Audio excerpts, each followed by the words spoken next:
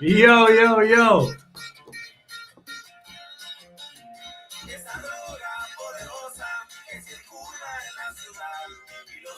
Boys, we're back again. Parlay Madness.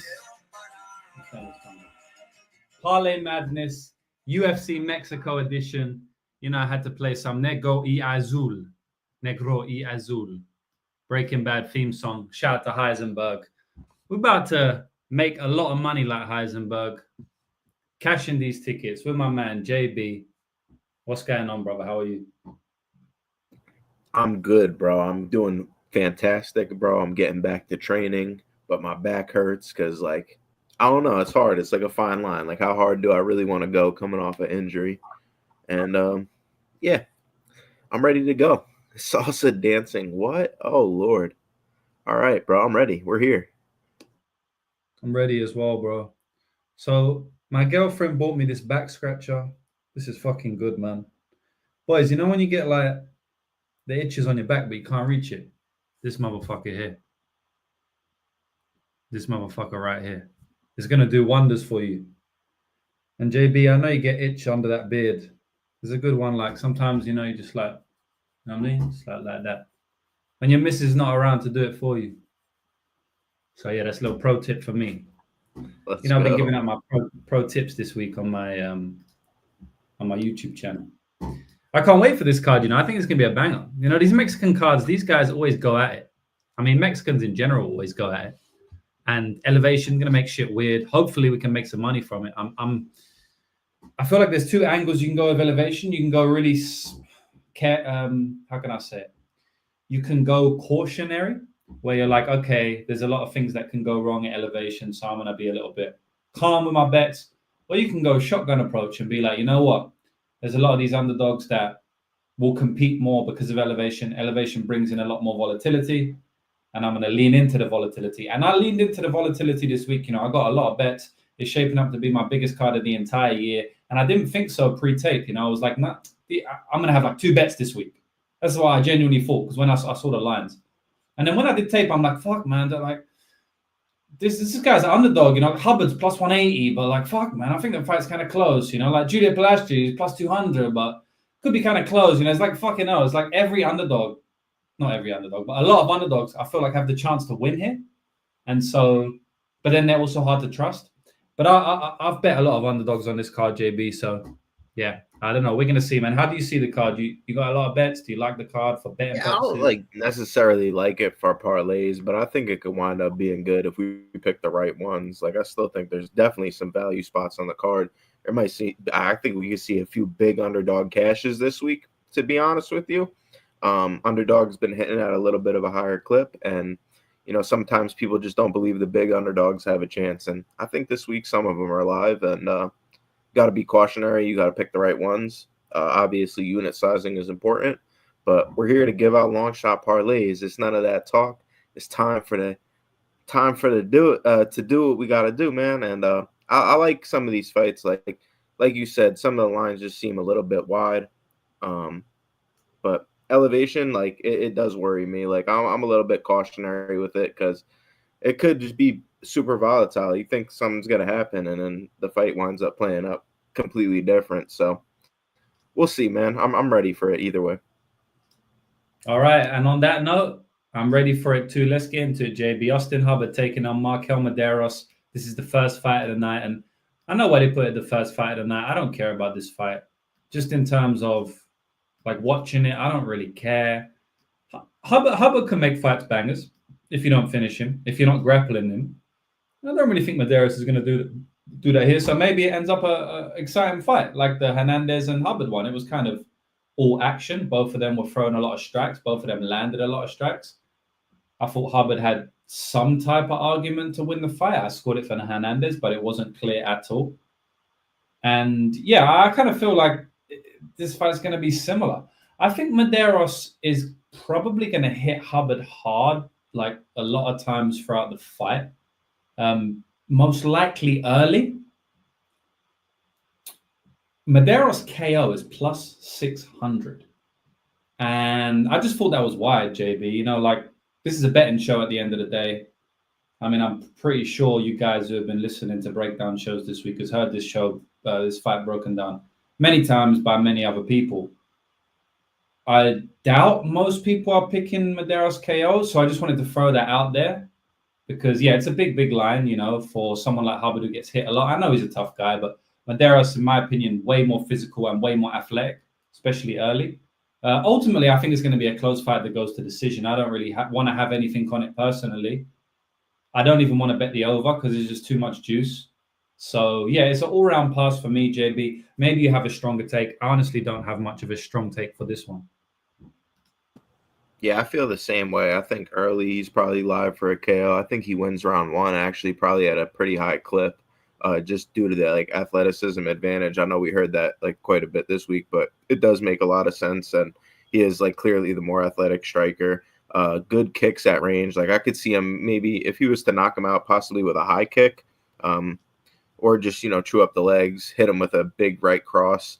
I think he's got some of the straighter punches. I think Hubbard's quite hittable, actually. But he does build his way into fights, and I could see Markel Mederos, falling into the clinch. Hubbard's going to have to make this fight dirty for him to win. Wear on the muscles and the gas tank, I think, of Mederos, who necessarily maybe doesn't have the worst cardio, but if he's able to build up some of this lactic acid through the wrestling, I think the striking comes a little bit more close with Hubbard. He strikes well off of the break. I like that he's working with Bilal Muhammad as well. I think they're going to come in with a good game plan.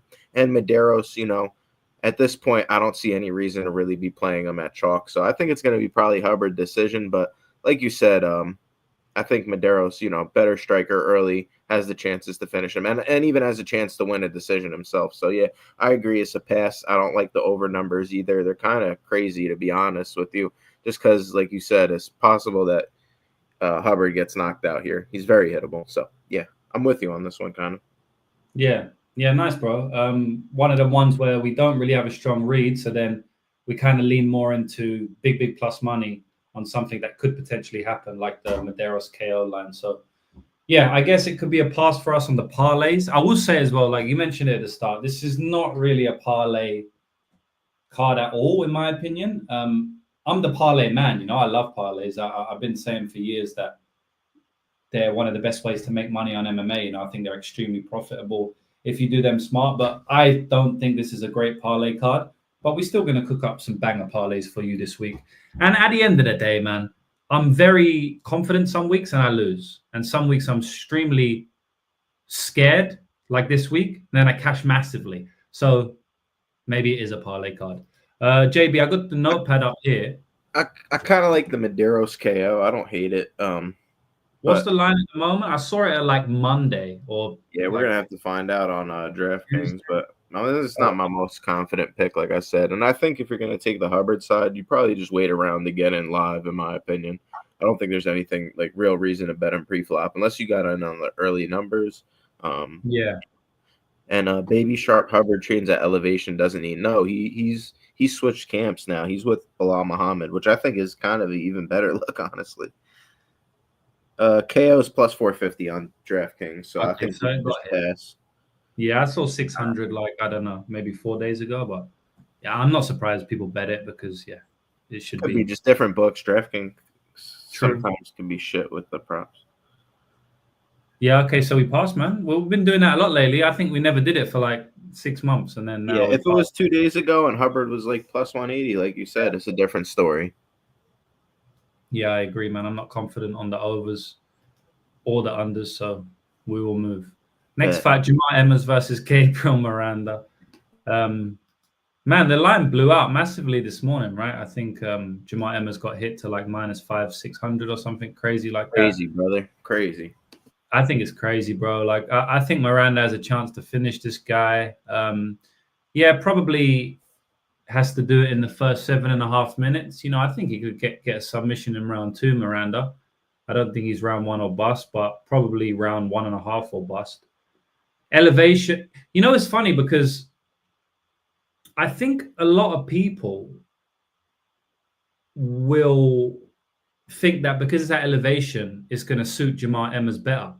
I actually think the elevation makes it worse. And I'll tell you why. And I think the same in the Drew Dober versus Manuel Torres fight. And I'll tell you why. It's because Gabriel Miranda is going to gas out regardless of where he is, right? Like there's 100% chance that Gabriel Miranda is going to gas out come round 3 if it was at sea level. Like we know that. But Jamal Emmers might not, right? Like Jamal Emmers potentially could go 3 rounds and give a hard 3 rounds. But at elevation, maybe Jamal Emmers gasses out after 5 minutes.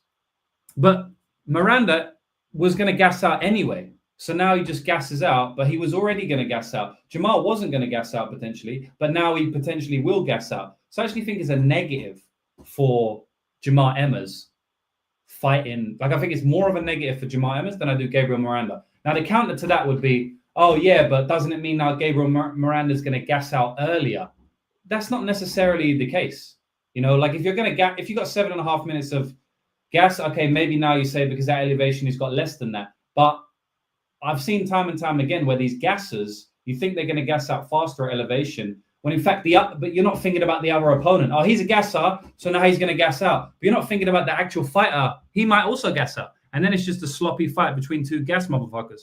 I honestly feel the same way about Drew Dober and Manuel Torres. I'd be more confident in Drew Dober if it wasn't at elevation. Even though Drew Dober trains in Denver, I'd still want it to be sea level because I know Torres is going to gas out regardless. But yeah, that's a little bit of a rant because I just think a lot of people look at elevation a little bit wrong.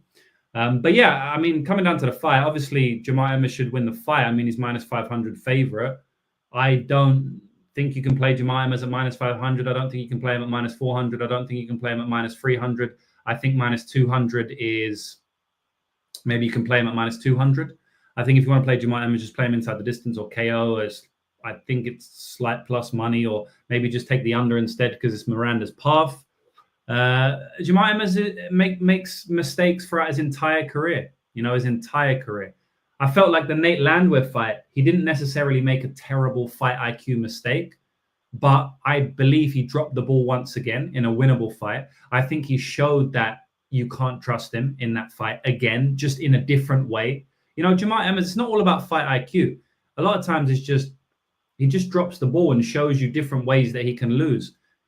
Giga Jakatsi, split decision. The guy could have wrestled him from round 1 and probably got a finish, dominated him. Jack Jenkins, same thing, right? Pat Sabatini is a completely different thing. Pat Sabatini is jumping in his guard and getting his knee ripped apart. And then Nate Landwehr is a completely different thing as well. He's getting rocked by someone who... Nate Landwehr like finishes you in round 2 and round 3. You're not running through guys in round 1. So I just feel like multiple times throughout his entire career, multiple different ways, Jamal Emmers has dropped the ball and now he's -500. So I think Gabriel Miranda could get a submission here. So yeah, I mean, that's nothing more to say about it. I'm not saying Miranda is like going to win the fight or I'm picking him outright. I'm just heavily dissuading people from playing Jamal Emmers at massive price tag. But yeah, I do think Jamal will win the fight and probably via KO. So I like the under. I like the under here. Yeah, fair enough. I see a lot of people taking the 2-3 KO for Emmers. I think you could even KO him in round 1. He's just like the better striker. Miranda can't get to him. I've seen Miranda overwhelmed in the striking. Jamal Emmers, really crisp. The reason I can't... Nice. Appreciate it, yeah. Shalom. And the reason, like you said, I can't bet Jamal Emmers is, man, he looked amazing against Nate Landwehr. And, like, if you can't win on your best night, how can I trust you? You know, how can I trust you in the future? That might have been it for Jamal Emmers. That was a bad knockout as well. You know, that was a big win for Nate. But after that, you know, it could be the end for some people. I think if we're, you know, talking about any different opponent, people are talking a lot of smack this week about Jamal Emmers, you know, after the way he lost the last fight. So, and how could you bet against that mustache, man? Like, that's just proper shit right there. Yeah, zoom in on that thing, man. Ah, come on. Zoom in on that bitch. Look at that. He's got like the 1950s British boxer. Yes, bro. Yeah. He looks like Willie Pep. He looks like Willie Pep, man. You know about do you know about the wait? Actually, I might be getting the wrong guy. Do you know about the GOAT Willie Pep, bro? Willie Pep? Bro, Willie Pep, the GOAT boxer. One of the best boxers of all time. Literally, like, this guy, there's no footage on this guy. Because when he was about, oh my God, this might be the reincarnation of Willie Pep. Let me show you this right now. Willie My Pep. man Willie Pep right now. Wait there. I'm gonna I pull like him that up. the Wi-Fi looking good today, bro. Oh, Looking by the fine. way, boys, I'm gonna tell you exactly what it is. There's gonna be no Wi-Fi issues this week. So, like I told you, it was my computer, right? It's not the Wi-Fi.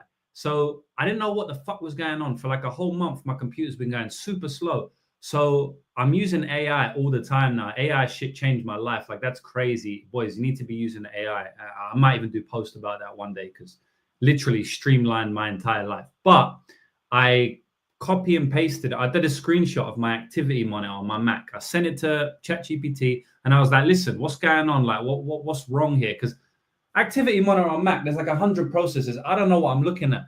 ChatGPT said to me, "Bro, look at this exchange process. This is insane. Close it down now. It's using up so much memory." I closed it. I did it, forced quit, like did the thing. Instantly back to normal, bro. Completely normal now. So we're lit today. Like, don't worry. There's going to be no issues. We back, baby. I'm Willie going to bring Pep. up. Look at Gabriel Miranda. Bro, look at Gabriel Miranda. Tell me that's not Gabriel Miranda without a mustache. Look at that. Look at that. Willie Pep. Boys, if you're a bit bored, Google Willie Pep, man. That guy's an absolute legend. But I don't want to go into a rant on here because you know how I go. But yeah, I mean, I guess we both like the under, JB. I think Miranda. He just fights full rabies, bro. So it's like that's why he gasses so bad, and I do think it will be worse at elevation. Like you said, Jamal could gas too, but I don't trust Jamal not to get subbed early here. He could even get bonked early. Not that Miranda's a good striker, but he just got chinned, bro, and I don't want to get too fancy, right? So I like round one props for Miranda. I like money line for Miranda. And under, I'm a little sketched out about. I do think it hits, but I need to see a number because there's a world where Gabriel Miranda just pulls guard and Emmers just, I don't know, plays it safe. What about if we go under 1.5? Because I like it. Yep.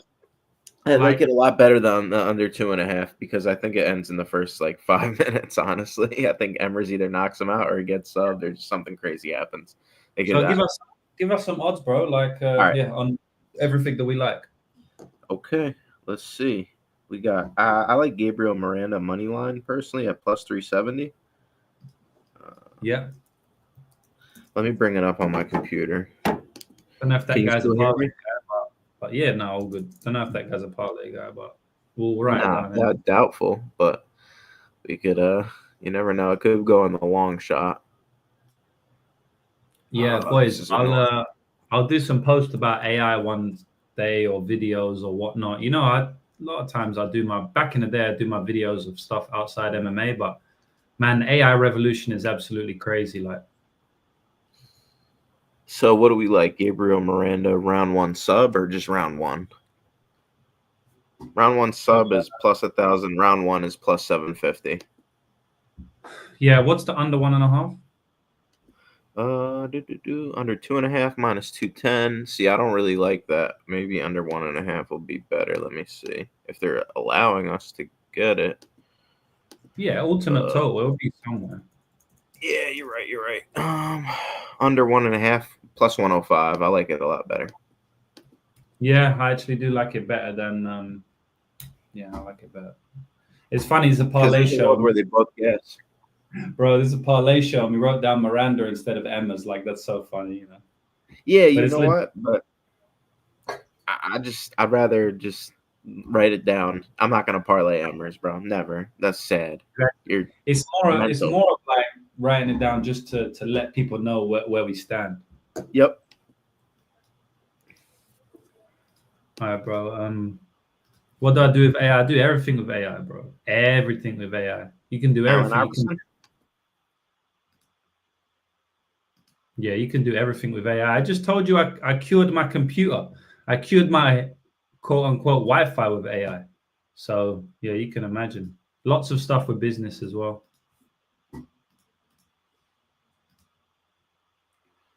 All right. Rafa Garcia versus Fintz from Hell, Pichel. What are we thinking about that one? I mean, I'll let you take this one around, JB. It's kind of like an old man fight. I don't think Rafa's old, but he's not young. 30 years old, I guess. But Rafa Rafa to me is like some gritty veteran type fighter, you know. But man, Vince Pichel is old motherfucker. I don't think he's got much chance. But what do you reckon? Yeah, I think Rafa probably wins, probably decision, but I think it could be close, like closer than the line indicates. Rafa Garcia, I think he's personally, I think he's the more fluid striker. He kind of wants to stay grounded. He'll strike. He'll look to counter with the jab. You know, that's kind of how he worked against Clay Guida, and Guida couldn't wrestle against him, so it was a big problem. I think Rafa has the wrestling upside here to get Vince to the ground, but I think Pichel could get up and possibly at elevation. It might be a hard game plan for Rafa to sustain for 15 minutes. You know, Vince is very stiff in the striking, but he does find ways to land. He's very tough. He's historically durable. So, you know, at plus, let's see. I'm not parlaying Rafa here, so this is probably just a pass for me. Or if anything, I'd take Pichel by decision plus 550 or split like plus 1200. Yeah. Yeah, I feel the same. I feel like it's going to be a Rafa decision, kind of rinse and repeat.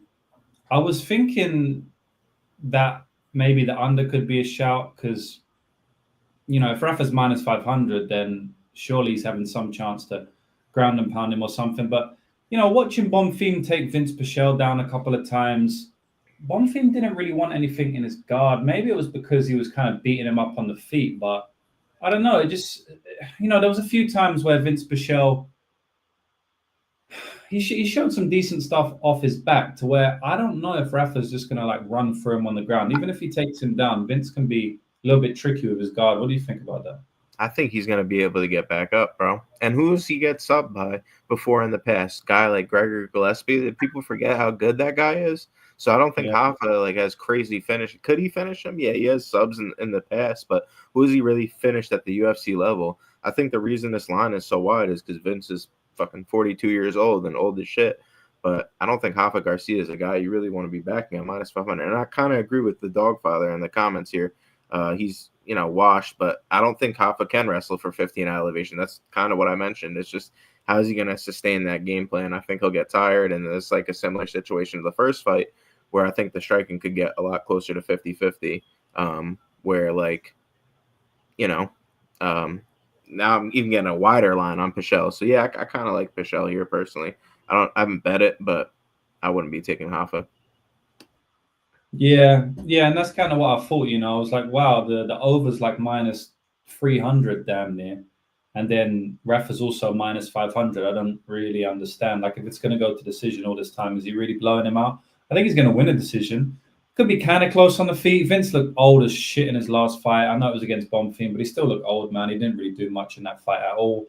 Rafa's got a decent jab. I feel like Bonfim could have got him out today, wobbled him a couple of times, hit him to the body a few times, you know, some looping shots. Like the commentary said in that fight, if he could have tightened up a bit, he could have hurt. He could have potentially finished Pichel. So, yeah, man, I understand, you know, It's a massive number. At the end of the day, it could be like slightly competitive, but I think Garcia with the takedowns can probably, you know, I don't know. He just looks really old, Vince Pichel, but yeah, if you play him, good luck, and obviously good luck to anyone who plays him at big dog odds. In terms of parlays, man, again, I'm not playing a crazy over at elevation where Pichel is 94 years old. He could just come out and just die in round 2 and round 3, get smashed. Like at some point, Pichel ain't gonna be 50 and going to decision, you know. So like, I'm not playing any overs or anything like that. If anything, I'd play an under. I just play an under in this fight. Yeah, whatever elevation, I think Rafa could maybe smash him on the ground at points. So big pass for me on everything. I don't know if you had any parlay pieces or anything. Nah, like I said, if I was gonna take anything, it'd be Vince, like decision. But I'm good. Yeah, fuck, man. Yeah, like we said, it's not a parlay card, but it's all right. We're only it's just one of those fights. What are you gonna do about it? You're gonna force it? Like, there's more fights. Nah. Yeah, I mean, that's 2 already, right? 2 in That's basically all the fights because I don't think we're gonna parlay any Emmers Miranda shit. Maybe the under 1.5. Yeah, I like the under 1.5. I'm not gonna lie. So like the first 3, we don't really have any parlay pieces. But yeah. And to be honest, man, I don't think I'm gonna have anything in this one as well. But anyway, the breakdowns are the breakdowns. So Julia Polastri versus Lupita Godinez. You want to take this one away, bro? Yeah, I think Lupi's got some grappling upside here, but maybe a little bit more than like the line implied. I wish we got the Polastri plus 240. That was a crazy line in my opinion, because like how could you give her that much percent of a chance? I still think there's some value on it, just because I've seen like we all know Lupi has bad IQ. She'll fall off for arm bars off of the back. She also, when she gets the fight to the ground, I don't rate her control the highest. I think she's either trying to hold somebody down or punch them. I don't think she can blend both of them very well. And I saw that against Elise Reed. You know, Reed was able to get back up, even hit her with a hip toss at one point in the fight. So, like, I think somebody like Polastri is a lot more physical. What happened here? A lot more physical. I think she could land knees in the clinch, which could wear Lupi down as the fight goes on.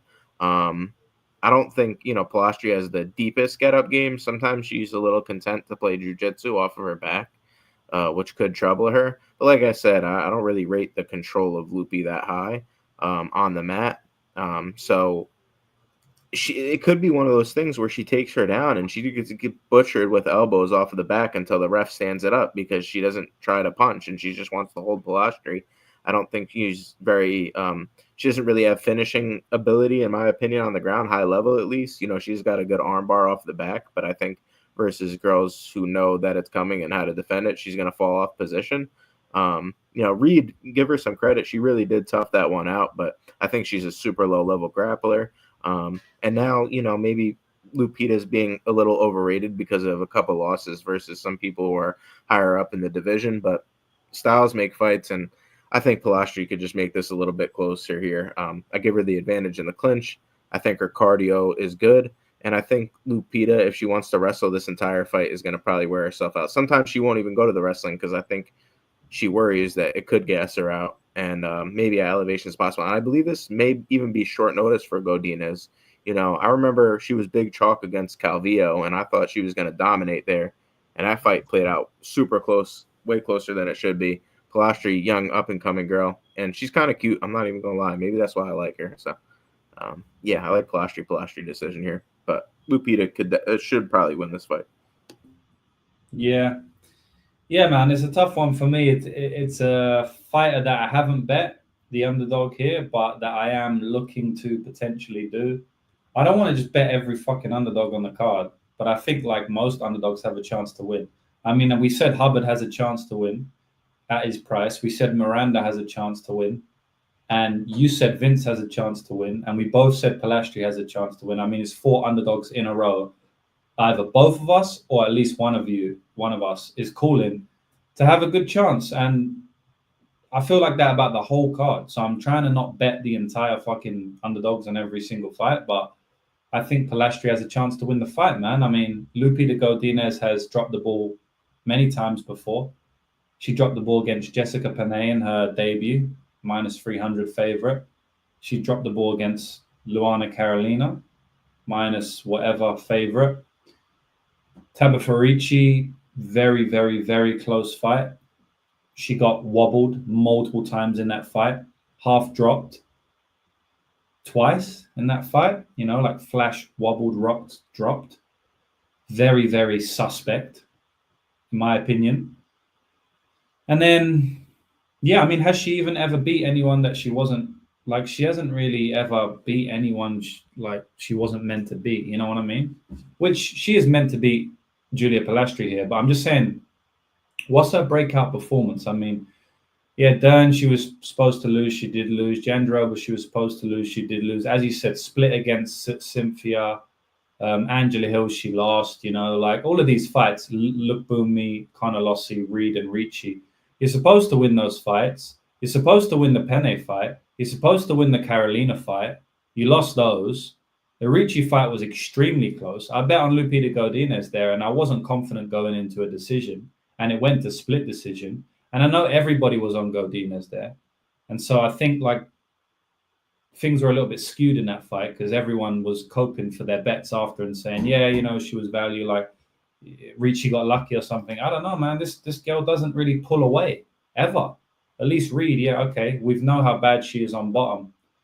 I don't know, man. I think the only thing that's keeping me off is like Polastri got reversed and lost the Nutsum fight via grappling, which is absolutely horrific.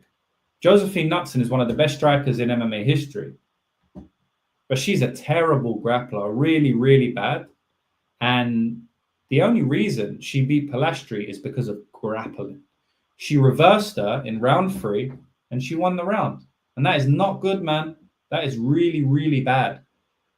I was going to max bet Julia Polastri against Corey McKenna, and I couldn't do it.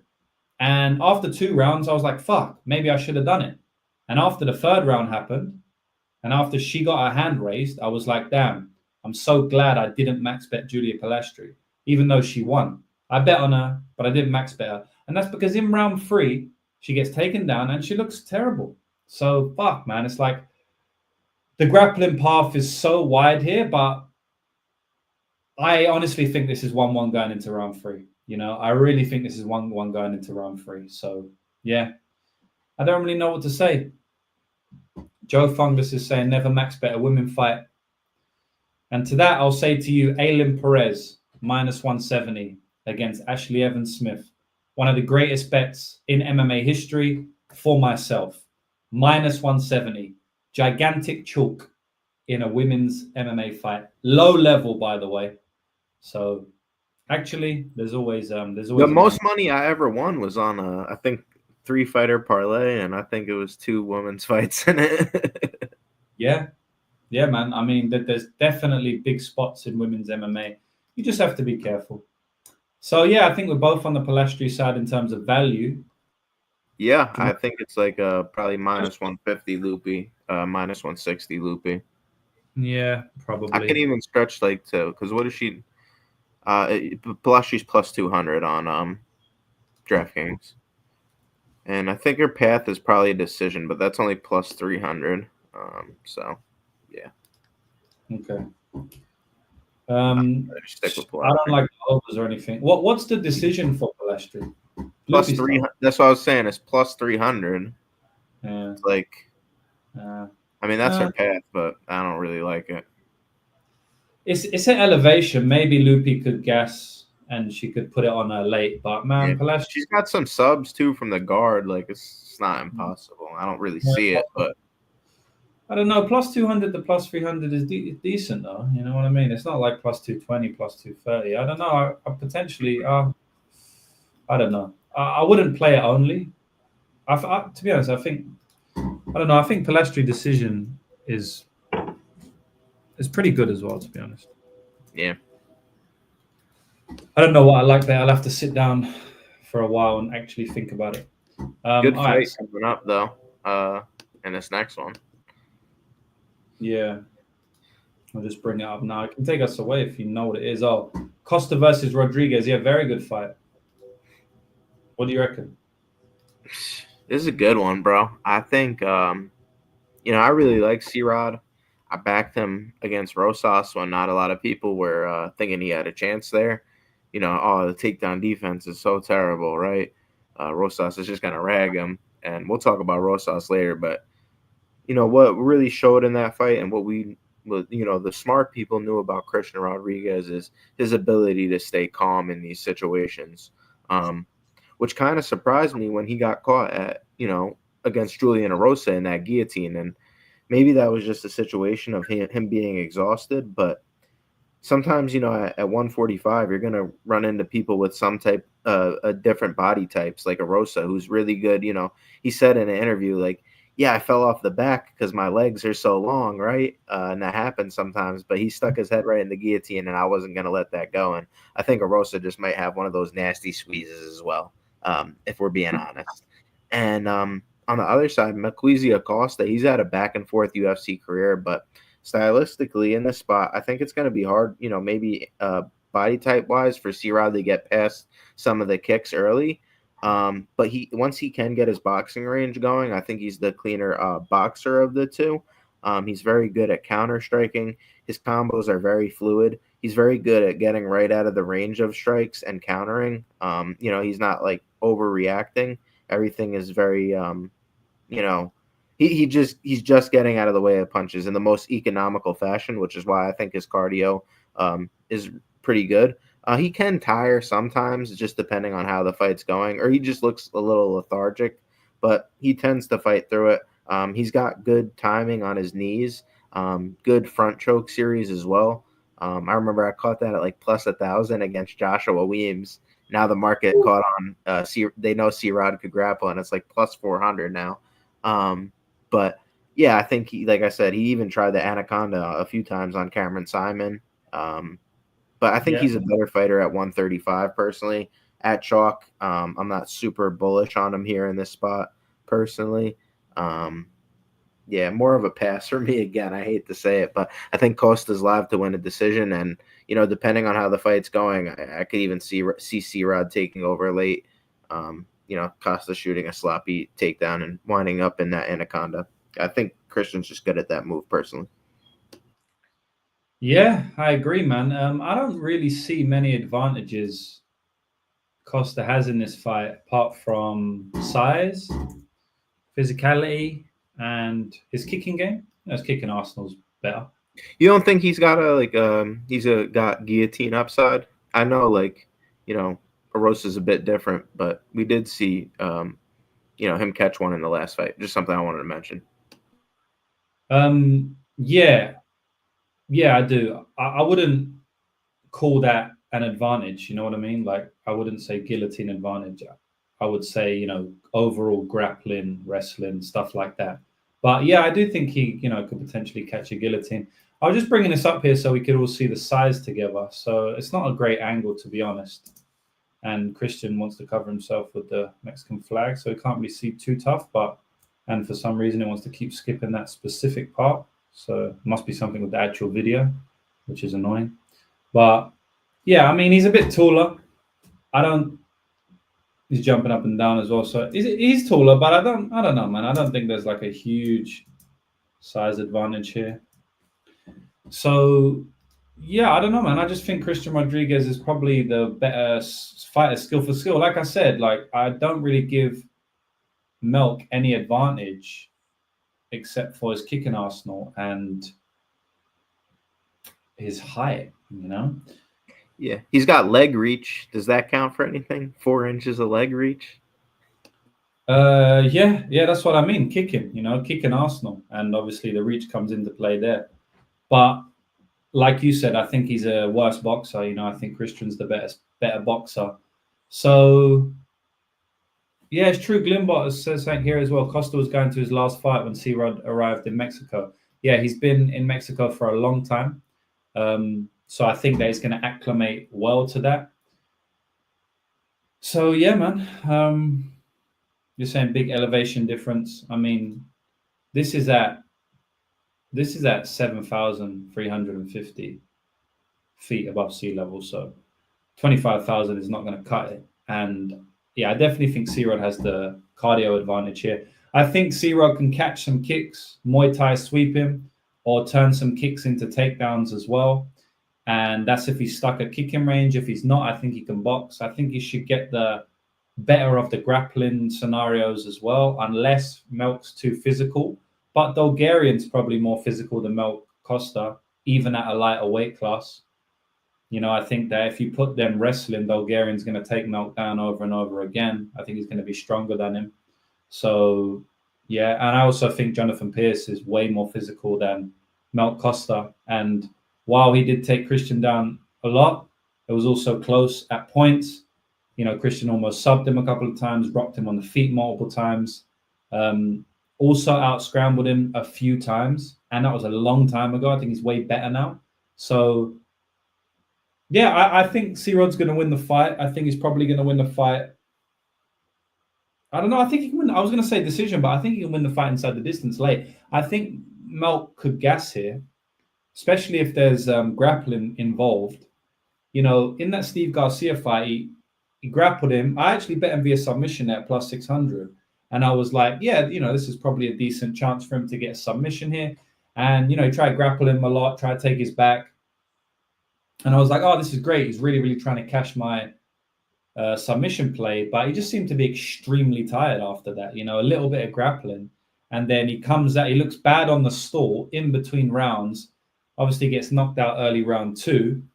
But I just didn't like the way he looked at all. I mean, I remember during rounds, I was like, fuck, man, my submission bet might be dead because, he's just hugging onto him for dear life, and now he looks really tired. So, yeah, I think he could gas here at elevation. You have to trust C-Rod's cardio, even regardless. Adding an elevation in, I like C-Rod here. I don't know whether he's going to finish inside the distance, though. Yeah, we could take a stab instead of like ITD on the late round props, maybe. Yeah, I think prefer that. I doubt he's going to get it in one, right? Like, it's very unlikely. I mean, C-Rod's just not that guy. So, I think he takes his time, too. He's one of those people that likes to get his reads first. Definitely. And that's why he can give away some early rounds, because he's never rushing. But, yeah, what's the 2-3? So it's plus 850 for round 2 and plus 1200 for round 3. I like round 3 a little better, but I like them both, obviously. Plus 1200. That's kind of shit as well. You can get way better than that elsewhere. So just to know.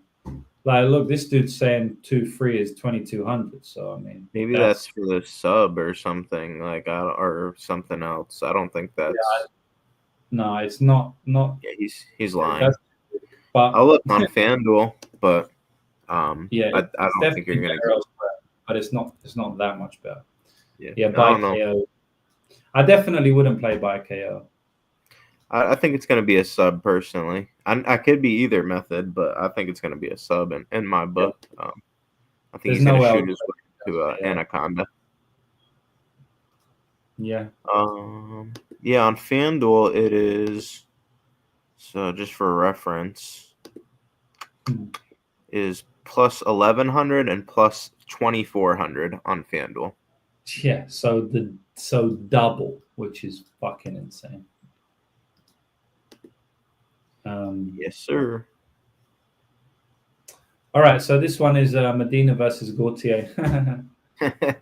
This is a funny one, man. This is a funny one. I think that Gautier probably gets his first round KO here, just because Medina can get cracked. But man, this line's kind of crazy, bro. I mean, I know it came down a little bit, but I don't think Gautier should be minus 500 on his UFC debut when he is a literal white belt against somebody who has shown survival instincts, shown really, really good cardio, shown a will to win, shown heart, shown toughness. It doesn't make sense. I don't know why he's minus 500. I mean, so you think like round 1-2 KO is minus 500 or minus 400? So I don't like, how confident are you that he wins a decision? I mean, I feel like if it gets to round 3, loses round 3. Like, I actually think that he'll lose the third round. I'm picking him to win the third round outright, Medina. Like, if it was pick'em to who's going to win the third round, I'd bet on Medina at minus 110 to win round 3. So I'm actually picking him outright to win round 3. Obviously, it's just like, is he going to get there? Man, I bet on Gautier in at plus 140 against that dude, that Japanese guy, Nato, on Contender Series. So, like, I'll bet on this guy if you're going to give me plus 140. This guy can fucking knock anyone out. But this is his UFC debut, and it's at elevation, and he's... Right, let's just speak facts. UFC debut, fact. Elevation, fact. Beginner jiu-jitsu white belt, JB would sub him 10 times over in a grappling contest. Fact. Minus 500? Fact, So anyway, I think Medina is value at his odds. I feel like Gautier is going to clock him at some point. But yeah, I like Medina. And I think that he has value. What about you, bro? I think he fucking sucks, but he's really fucking durable. And Gautier is a fucking can crusher. He won on Contender, but it's just like, what do we know? I don't trust it at all. It's probably just going to be a pass for me. I could see Gautier KO 1 or maybe a Gautier decision. Both gas, and he just kind of has enough skills to still beat Medina, who lost to Zach Reese, got completely pummeled there. He had some moments. He had I think he had a reversal, maybe wound up on top, if I'm remembering correctly. Maybe Reese is better than Gautier, but I just don't know, dude. Honestly, I don't want anything to do with this fight parlay-wise. No. Yeah, pass. Yeah, I could see a decision as well. I could see him like winning round 1 or round 2, just hurting him, and then he loses round 3, but he just stays tough because that Gautier guy, he does. He seems athletic enough to where maybe he won't get finished. Nato didn't really do anything on top, even though he completely dominated him and made him look like an absolute amateur. He didn't finish him, right? Or ever get to any type of finishing sequence. And then when the fight that Gautier did lose, he lost via decision, right? The guy he lost via decision to is way worse than Medina, right? So, like, it's funny because, Medina sucks, but Medina's much better than the guy that Gautier already lost to. So that's it, isn't it? Like, what else is more to talk about? The only counter is that was like 2-3 years ago. Is this Medina's first fight at 185?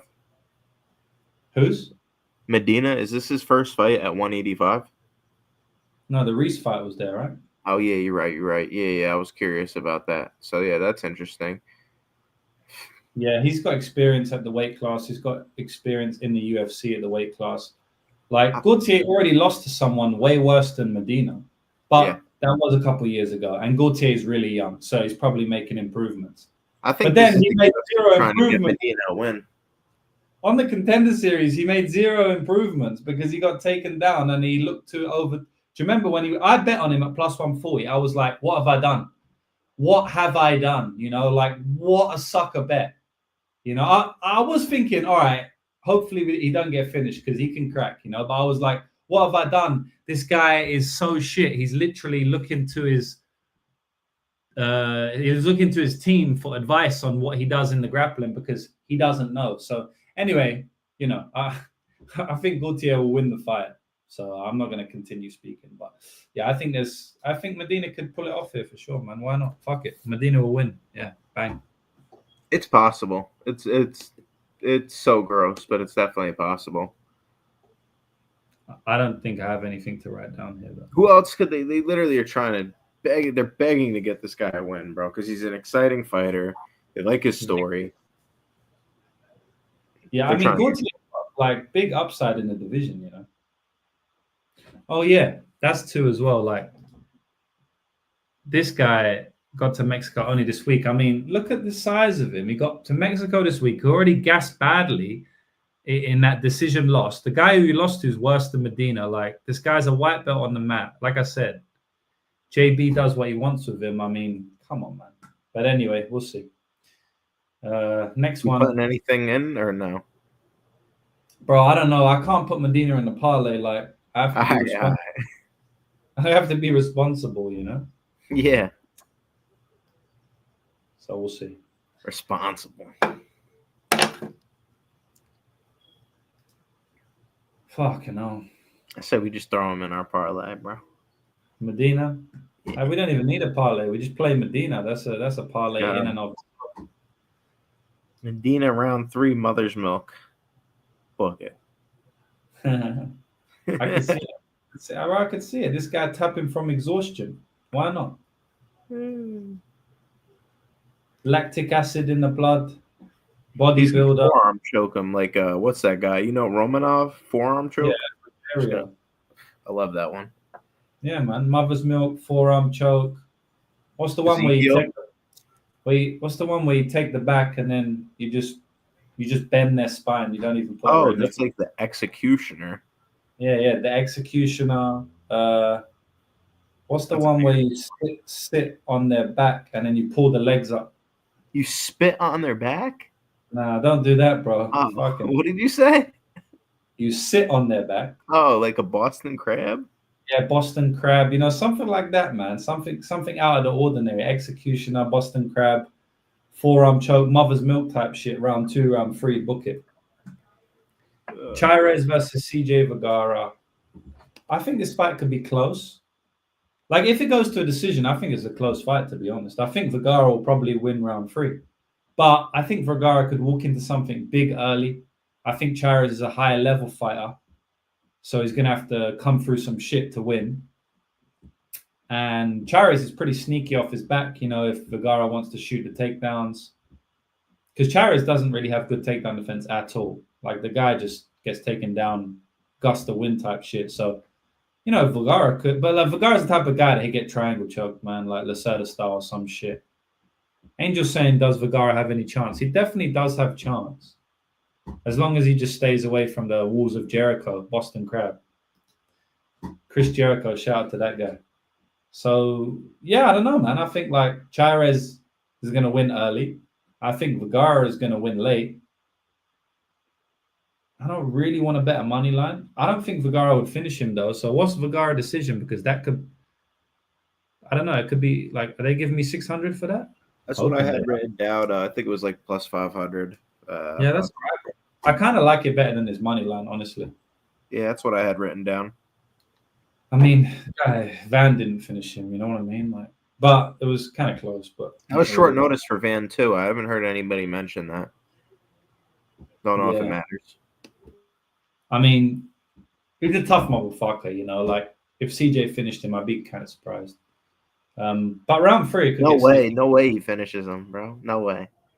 He'd have to death. Yeah, that's what I mean. Yeah, you never know. Elevation and shit. But I don't think so. Has he been finished, Chairez?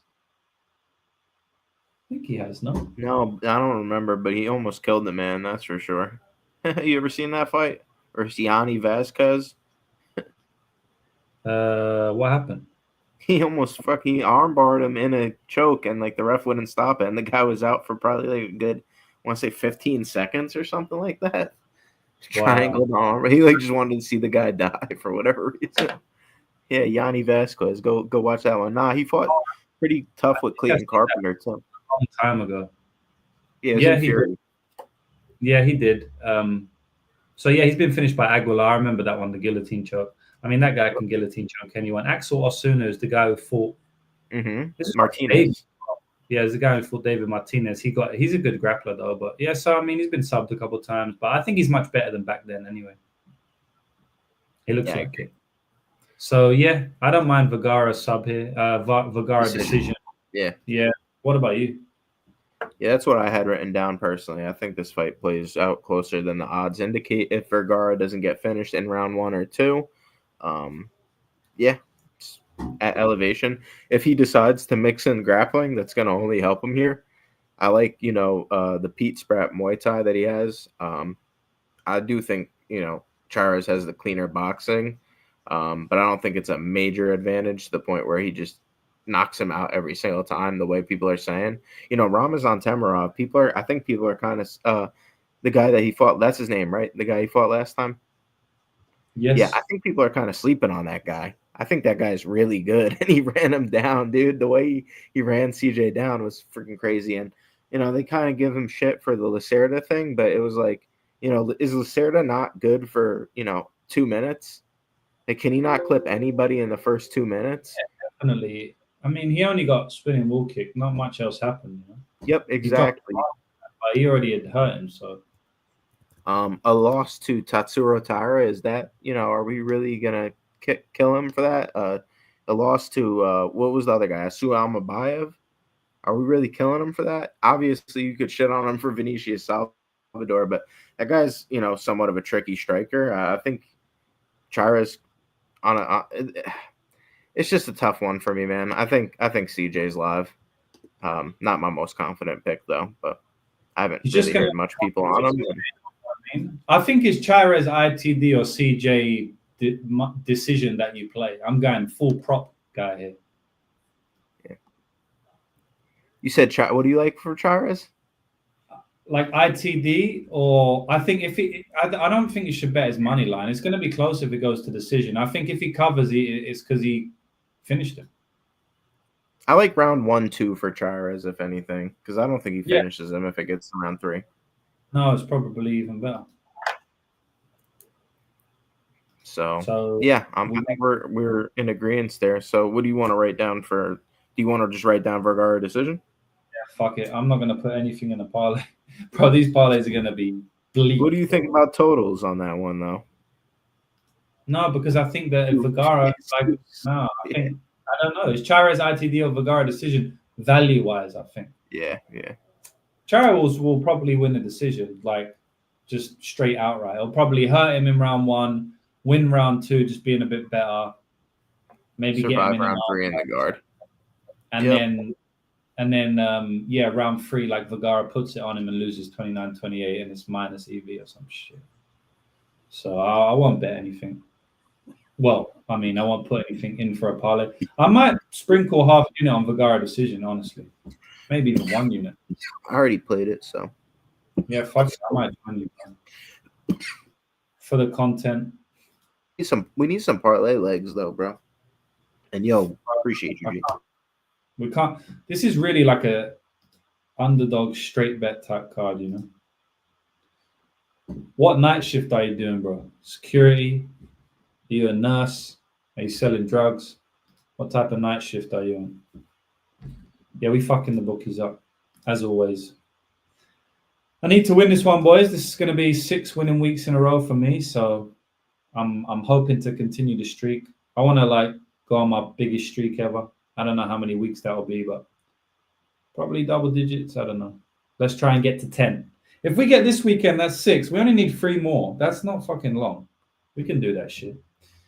Kevin Borjas versus Ronaldo Rodriguez. Ronaldo. Lazy boy. He missed weight. I knew he would miss weight because I heard something about Ronaldo. I won't say what. It pushed me to bet a little bit on Kevin Borjas here. I also like the under here. I think Borjas can knock him out. I think if he doesn't, Ronaldo could gas him out. I also think with Ronaldo coming in overweight, maybe he's not going to look great. Borjas hits faster. He's cleaner. He's more technical. But Ronaldo's more of a dog. He's way better on the ground. This is striker versus grappler matchup, which seems quite binary. And when you get binary fights, most of the time you're betting the under or doesn't go to decision. That's just how MMA works. That's one of my angles. If it's a striker versus grappler, we look for the under. So yeah, that's kind of how I feel. I feel like if you play Borjas on the under, I feel like or Borjas and it doesn't go to decision, I feel like you cash 1, probably, and they're both plus money, right? They're both plus money. So if you cash 1, you're in profit. If you stake both the same, and then you could also cash 2. So yeah, that's kind of how I feel about the fight. I'm gonna pick Borjas to win this one. I'm gonna say Borjas plus money, underdog. I'm going with Borjas. Let's see how it plays out. To be honest, the only reason I'm semi-confident is because of what I've heard about the fight. It's not really the fight, because in terms of the fight, I'm not confident who's going to win, but I don't know. Like I said, I'm being pushed over the edge a little bit on Borjas money line, so we'll see. Angel's saying that he's got 18-wheeler, moving produce from Houston to San Antonio. Baby Sharp saying, thank you, truckers. Yes, thank you, bro. If you got an 18-wheeler, I hope you ain't texting in the chat while you're driving. I hope you're at McDonald's at a service station, chilling or something like that, because we don't want to endanger anyone on the road, you know, especially with an 18-wheeler. That's like fucking Mark Hunt rolling down the road. Like, we need to make sure that you are focused and driving safe, Angel. But yeah, we will keep up the content for you. We got 433 live viewers in the chat right now. Shout out to the 433 people watching. Borjas underrated. Yeah, maybe because he's the much better striker. Yeah, I don't know. It's a bit wide now at minus 170 for Lazy Boy. So I'll move on to the next fight when JB comes back. If JB comes back, I don't know what happened to him. The pack fucked him up, I think. Guy might have just disintegrated. I don't know where he is right now, but yeah, if he comes back, then I'll ask him his opinion on the Borjas fight. But for now, I guess I'll just go through. But yeah, Trevor's saying, been a great show. Hit the like. I appreciate that. Trevor, hit the like. Anyone else, hit the like. I'll stall for a little bit. If you got any questions, let me know. Maybe we'll stall for like 1 to 3 minutes while JB's gone. But yeah, if you got any questions, let me know. John's saying, I think he's good with his range, so the fact he has a reach advantage can help him edge out the fight. Shout out to the people who heard the charger sound. Oh, so did JB's charger turn off? That's great. Yeah, I got the tablet back out. My laptop died. Oh, damn, I didn't hear that one. Yeah, it went ba-ding. Oh, I'm laughing my ass off. What do we pick for this fight? I kind of like Ronaldo here. I think he gets the finish. 2-3. okay, nice, bro. What do you think?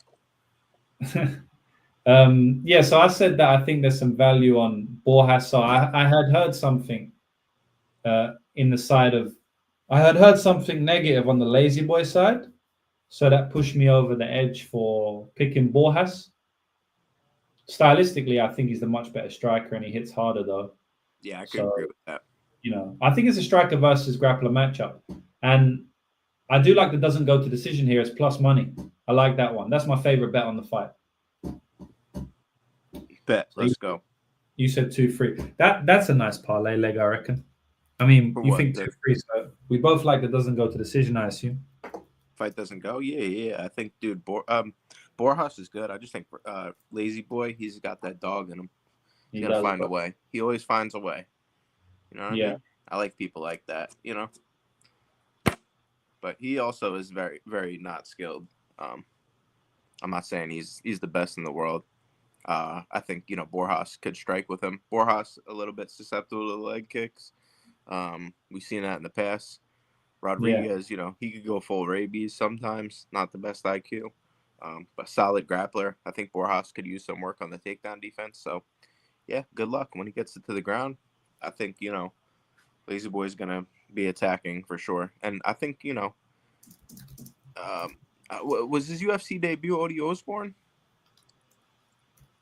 He had a fight before that. Bondar. So I give him, you know, I don't give him a major pass on that because that was kind of a bad look, honestly. But it is his UFC debut. Then he fought Odi Osborne. You know, I think it's a proper step up. Borjas, though, is pretty solid. I think he took the first round against Van as well. I don't really have a confident read on this fight personally, bro. Probably just a pass. What's the odds for the doesn't go? Oh, I don't have my thing anymore. And now I'm trying to like the little bit of pack that I got left here, James. Let me check. Nah, you're good. I got it. Got it? Yeah, I got it on my phone. I'm gonna use fight odds. What do you want? The fight doesn't go. Yeah. I don't like that because you plus know 110. Borjas could out late. Yeah, I think this one ends ITD, man. Yeah, I think the numbers on 2-3 for Lazy Boy are pretty good, but we'll leave it out. Yeah, unfortunately, no, you can't. I'm saying it now on chat though, so I mean, just take that, you know. I'm keeping it to myself. I said it out loud, so it's not a home run though. It never is. Like I said, Ty Bora last week, you know, negative on McFarlane's side. I think it showed himself in round 3. To be honest, he was looking fine before that, but there's a reason why. I don't know. I think there's a reason why he's completely looked dead in round 3. But yeah, that's fine. What else we got going on? Next fight is Simon Oliveira versus David Martinez. I think it's a terrible matchup for Simon Oliveira because he needs to be close to do any damage. He's got these weird spinning back fists. He's got this weird head kicks. He's got this weird spinning everything. He also jumps, Superman punches. I think his game is perfectly suited for someone like David Martinez to just skirt around on the outside. Martinez has really good footwork. And I think if you've got good footwork, you're half the way to beating Oliveira already. So, yeah, I just think Martinez is going to bounce around on the outside, kick his leg, frustrate him, jab him, hit him with harder shots. Oliveira is going to be lunging in, wild attacks. He won't be catching him. Maybe he jumps on his back at 1 second in a clinch or something. Martinez is a strong guy, a stocky guy, probably throws him off. He's been training full-time for a long time now, around a year since he fought Franklin on the Contender Series. You know, prior to that, he was a full-time surgeon or part-time surgeon, doctor, as well as an MMA fighter. So I think he's going to be showing improvements, and he's just much better on the feet. He's just a bad matchup for Oliveira, in my opinion. I think Oliveira's submission at plus 800 is a decent hedge, but I think Martinez is going to actually finish him. And I think he's going to finish him in round 2 and round 3 when Oliveira gasses. Prediction 2-3. Yeah. Thank you. Yeah, when you can't get the grappling going and you're going up against a guy who's more dangerous than you in the striking, he's stuffing your takedowns, you become less and less confident, man. He's going to go out at some point late in this fight. Could happen early, or could he hop on the back? I remember I saw David Martinez. Like, we talked about Axel Ozuna, good grappler, but he did get mounted in that fight. Problem is with Simon Oliveira, for his jiu-jitsu being solid or whatever it is, he averages a lot of sub attempts per 15 minutes. He's never gotten the sub in the UFC yet, but pretty solid level of competition. Marcos, Gravely. And like I was going to say, I've seen, David Martinez mounted in that fight. So is it possible Simon gets the sub? Yeah, but I just think it's more likely that he tries to shoot. His wrestling is really poor. He's going up against a better striker with knockout power who the UFC is going to set up for a win here. David Martinez, I think at some point people will expose him. I think he's really solid. He's got good counter striking, good lateral movement. Sometimes I think, getting to where he needs to get to strike, he can, not fill the space well sometimes. I think, his grappling might be somewhat of a question mark, but that's for a future, discussion. In this spot, he's going to get it done. Round 2, 3 KO. Let's fucking go. And yeah, the one thing I'll say, just to add some context to the people in the chat about when Osuna grapple fucked him, he hit a big head kick right before he had grappling success.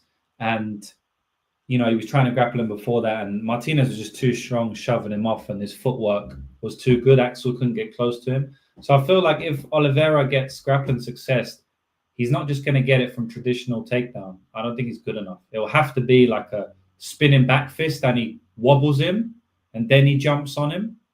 Once he's in certain positions, I think he could mount him. I think he could honestly dominate him on the ground. I just don't think he'll be able to get to those positions unless he hits like a head kick like Osuna or, maybe a spinning back fist or something like that. Yeah, so, that takedown offense is terrible, bro. Like he shoots from the other side of the octagon. Mm-hmm. And like you could defend that easily, and then it just becomes super predictable. At least Miranda could like pull guard, scoot under, get to a heel hook, or like you know what I'm saying. Like this guy just is kind of ass. Yeah, and Martinez has great footwork. So it's like you got one guy who shoots from a mile away, terrible takedown offense, and you got one guy who has really good footwork. So it's like even if he had shit footwork and he Drew Dober walk forward, it'd still be tough to get Drew down because Oliveira's grappling offense is so shit, takedown offense. But this is honestly looks like a terrible matchup for Oliveira. So unless Martinez comes in and has UFC jitters on his debut, I think he should honestly make it look kind of easy. Next one is Raul Rosas Jr. versus Vince Morales. Yeah, it's a tough one for me because I feel like the underdog might have some shot to win the fight, especially at elevation if it goes late. But before we get into this fight, I am going to go back and ask JB to tell me some odds because we didn't write anything down for the previous fight. So I like Martinez. I'm actually going to write him down. I don't know the odds. I'm going to guess the odds. I think they've moved, actually. I think he might be minus 450 or something. But yeah, I'm going to write him down. It's like one of the first money lines we've written down, really, like in terms of one that we could potentially put in a parlay. I'll also, under doesn't go to decision, Martinez 2-3, all of that good stuff. Here we go. Now JB's my bad, bro. My bad. I need to get my bowl because I'm running low on pack. But sitting here, I'm just getting kind of antsy, bro. So I need to smoke. And so I got a bowl. It works a lot better. Trust me. Oliveira pack is coming, bro. So if you tell me the odds for the ones I've written down, if you can see it, Martinez money line doesn't go to decision, then we'll get on with the Raul fight. Oh Lord, I need to be the one that's just sitting here smoking weed, not looking up the odds. Let's see. Dude, do they even give it to me on Fight Odds? No, I'm gonna have to go on the app. Oh Lord, put me under pressure here, man. Yeah, bro, come on, man. You're making us all wait. We need a moderator or a producer. Yeah, what the fuck's going on, boys? Like, come on. Anybody want to sign up for the job? I would love Anyone want to be a producer? Yo, Jamie, pull that up. it. We need a Jamie. Oh, okay. Hold on. I'm here. I'm getting there. True, if we had a Jamie, we could do it sick. Like, we could speak about certain things and then Jamie could pull it up, maybe like the weigh-ins or when we speak about the head kick. He could potentially bang it up. Yes, bro. That would be sick. Round 2-3 plus 500 and plus 700. Probably get better numbers elsewhere, like we're always saying. Shop around. Yeah. Fight doesn't go as minus 140. Yeah, so it's been hit, and I fully understand why. I mean, this is elevation. Martinez is gassing out. So, as I was talking about, the next fight is Rosas Jr., Raul Rosas Jr. versus Vince Morales. And JB, I kind of started off the breakdown saying that, man, like Vince Morales is plus 330. Like it's a big price tag, in my opinion, for someone who we know has cardio, we know will most likely go 15 and not gas out. And Raul Rosas, we've seen this before. He's gassed out before and not look good late, and now he's fighting at elevation. I don't know, man. Like, if he doesn't sub him early, I don't think it's going to be a clean win. I'll tell you that now. Like, I don't think it's going to be a clean win. I think it could be Elijah Smith type fight in a way. I do think Rosas is going to take him down early though, and he could just cinch in a rear naked choke, and then you're looking stupid at plus 330. But can you ever really look that stupid at plus 330? Well, I mean, you can look stupid to the naked eye, but if we know the dynamics, man, is he really this price if it gets after round 1? If it's round 2, like Vince Morales most likely is a favorite in round 3. Like Vince Morales is probably a favorite to win round 3. I mean, at plus 330, to be a favorite to win round 3, that means you only have to win one more round. You could also potentially get a 10-8 in round 3 and then, cash a draw.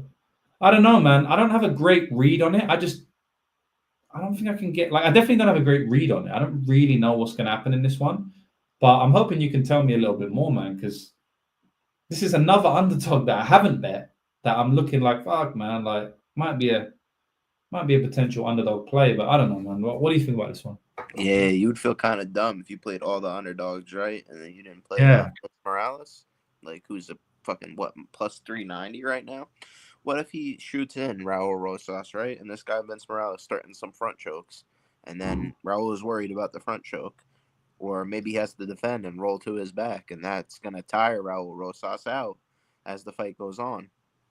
We've seen Rosas in these spots where he can. I just think he's still green. Guy's super young.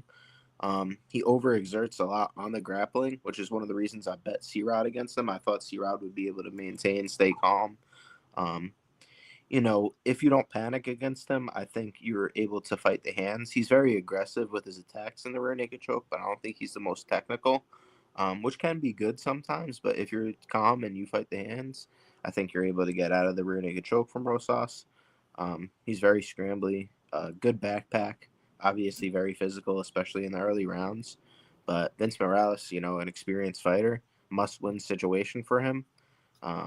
What's the odds here? This is another spot I think Raul wins, but we're talking about what here? Odds, right? And plus 390 on Vince Morales is implying what? He wins this fight, what, like 20% of the time? Wow. I mean, I can't get to that, bro. So I gotta be on Morales decision. Maybe he's live for a sub, but I think it's decision for me personally. And round 3 could hurt him. Like, it could fuck him up. It's possible, man. I don't think Raul Rosas' striking is good at all. Who do you knock out? Terrence Mitchell. Like that's First round. he barely beat Arichi Lang. Maybe Elijah Smith's good. Maybe Elijah Smith's better than Raul Rosas. And this guy just fought close with him. Now you're giving me a plus 390 price tag on a guy. I gotta take Morales here personally. Decision. What's decision? Let me see. You could maybe even get like a round 3 or decision. kind of ordeal. Yeah, nice. You know what I'm saying? See, this is what keeps happening to me. It says connection. So that's why we might need a producer, bro. His striking's gonna look improved. Yeah, okay, but how much? His striking is kind of shit, man. Where does he train? Where does he train? I don't think he has anything on the feet for Vince, bro. Do you know where Raul Rosas trains? Yeah, but I can't remember it. Yeah, like it's like, what is it? Some crazy striking gym? No, he's a grappler, bro. That's what he's comfortable doing. If he can't get to that, I don't know. I think he grew up like a boxer or something, but it's obvious like that he feels comfortable in the grappling. James, I'm having trouble here, bro. You say grew up a boxer, bro. You're definitely having trouble. Nah, he did. He did. Yeah. Use AI to fix your phone. I'm gonna have to after this, bro. Vince is on his way out. He just went 50-50 against like a good prospect, bro. Plus 390. So plus 390, and then it's for the decision. It's plus 600. Come on, brother. If you mean like on his way out in terms of like age, yeah, he is, but like he doesn't look like he's slowing down that much. Yeah. Okay, we were at Morales money line, but I'm parlaying round 3 or decision, plus 475. But I like the money line better, plus 390. All right then. All right, what's the next fight? Yeah, he's saying just like Chase. Yeah, of course he will. Like, yeah, he definitely will. Chase Super lost multiple fights on his way to growing up. Yeah, lots. He lost a lot. And Raul's already lost one. And he could have literally just lost his last fight. Who? Raul? Rosas? Yeah, it was a close fight versus Aori. Yeah, he showed some improvements. I mean, cardio-wise, I guess. I mean, we know that he can go 3 rounds now. Wasn't. I mean, Mando on the Contender Series, he did, I guess. But... Yo, I got one for you guys. Raul Rosas by Suloev stretch plus 200,000. Or 20,000 plus 20,000. 200,000 plus $200,000. I don't think that those odds exist. Put $1 on you're rich. What's the next fight? Gastelum versus Pyfer. You got a strong take on this one, right? See, the issue is, yeah, I have strong takes about lines. I don't have strong takes about, like, oftentimes. Because I'm a gambler. People, like, I'll make a strong take that the line shouldn't be what it is. Like Gautier. But then Gautier will get around 1 knockout. And then people will be like, ha, ha, ha, ha, ha. And it's like, yeah, okay. Like, doesn't mean that he should be that big of a favorite. I don't have a strong take on who's going to win this one. And that's literally why I have a strong take on the line. Right, let me say that again. I don't have a strong take on who's going to win this one. That's why I have a strong take on the line, right? Because I think this fight's close. I don't know who's going to win. I don't have a take, really. So then why the fuck is Joe Pyfer minus 400? I don't understand it. He was minus 500. When I recorded that video, that bitch was minus 450. You know what I mean? And now he's like, I don't know. The money's come in heavily, a lot of money on Kelvin Gastelum. And let me see where it is now. Yeah, I mean, the money come in heavily on Kelvin Gastelum. He's plus 225 now. Joe Pyfer minus 285. I just don't know what Joe Pyfer's proven for him to be a massive favorite over Kelvin Gastelum. I think the reason he's a massive favorite is because he trains with Joe Brady. I mean, he trains with Sean Brady. And so then people have thought, like these guys have trained together before, so they can just rinse and repeat that game plan. But to be honest, man, I think Brady's way more proven, way better top control than Kelvin Gastelum, than Joe Pyfer. So I can't just be, it's not a 1-on-1, you know what I mean? I think Joe Pyfer on the feet's better though. But Joe Pyfer don't really grapple, man. He don't really grapple guys. You know what I mean? It's more of a striker. And if you're going to strike with Kelvin, you ain't covering minus 300 unless you're knocking him out early. And you're not knocking him out early. No one knocks him out early. No one knocks him out at all, really. I mean, maybe his chin's going as he gets older. Pyfer can hurt you early. I just don't think Pyfer ain't going to knock out Kelvin in round one. And if he does it in round one, he's probably not going to in the whole fight. I don't think Pyfer's going to knock out Kelvin, man. I think he needs to sub him to finish him. And yeah, Kelvin's been subbed a couple of times before, but he ain't slick to like heel hook him like Hermansson. I think the Chris Weidman was one of the best fighters in UFC history, like at that time. Not at the time he beat Kelvin, he was a little bit past it, but he was still good. But I mean, you know, he's one of the best fighters in UFC history, Chris Weidman. So I can't take that much away from Kelvin getting dominated on the mat. You know, like Chris Weidman is the All-American. He's a great wrestler. You know, it's not really that. He's not fucking Joe Pyfer, man. And then outside of that, it's really Sean Brady again. Sean Brady's looking like the new Chris Weidman. So it's like, yeah, I don't know, man. I just feel like Kelvin will win on the feet over 15 minutes. I think he can lose moments. But I think Kelvin is a better boxer and a better striker. I think he is. On the feet over 15 minutes, I think Kelvin will win a lot more minutes. And I think he's durable enough to not get finished, meaning that he will win on the feet. I think the grappling is where Pyfer could potentially cover his line. Pyfer's a humongous guy, very, very big guy. So, yes, maybe Pyfer can get takedowns, but is he going to sit on top of Kelvin for 2-3 rounds? I don't think that's Pyfer's game, man. I really don't. He's very strong and physical. I think he could potentially arm triangle him like he did against Razak, but Razak is the gasser of all gassers. I mean, Razak was known for being a one-round fighter. He can't go over 5 minutes.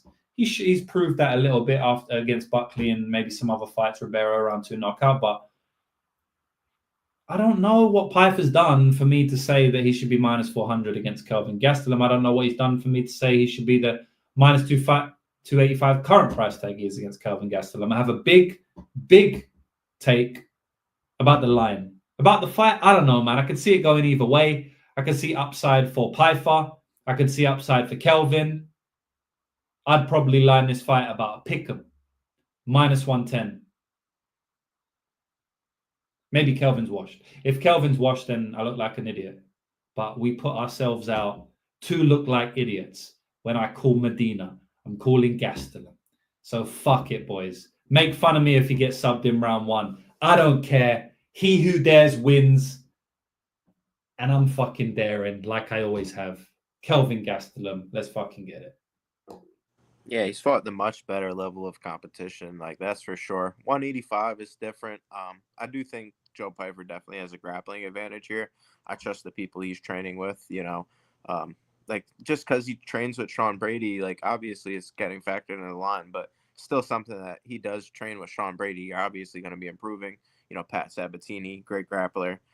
His whole camp is like full of great grapplers, and you know, I remember watching a fucking video of Kelvin Gastelum back in the day, naming his top 5 submissions, and the guy doesn't even know how to say Peruvian necktie. He called it a Peruvian night tie. I don't think Kelvin Gastelum gives a shit about jiu-jitsu, in all honesty. Could he survive on the mat? You know, yeah, it's possible, but I think he's a tough Mexican guy who wants to bang it out on the feet. Don't know where he's at this point in his career. Missing weight in the last fight. Still a question for me.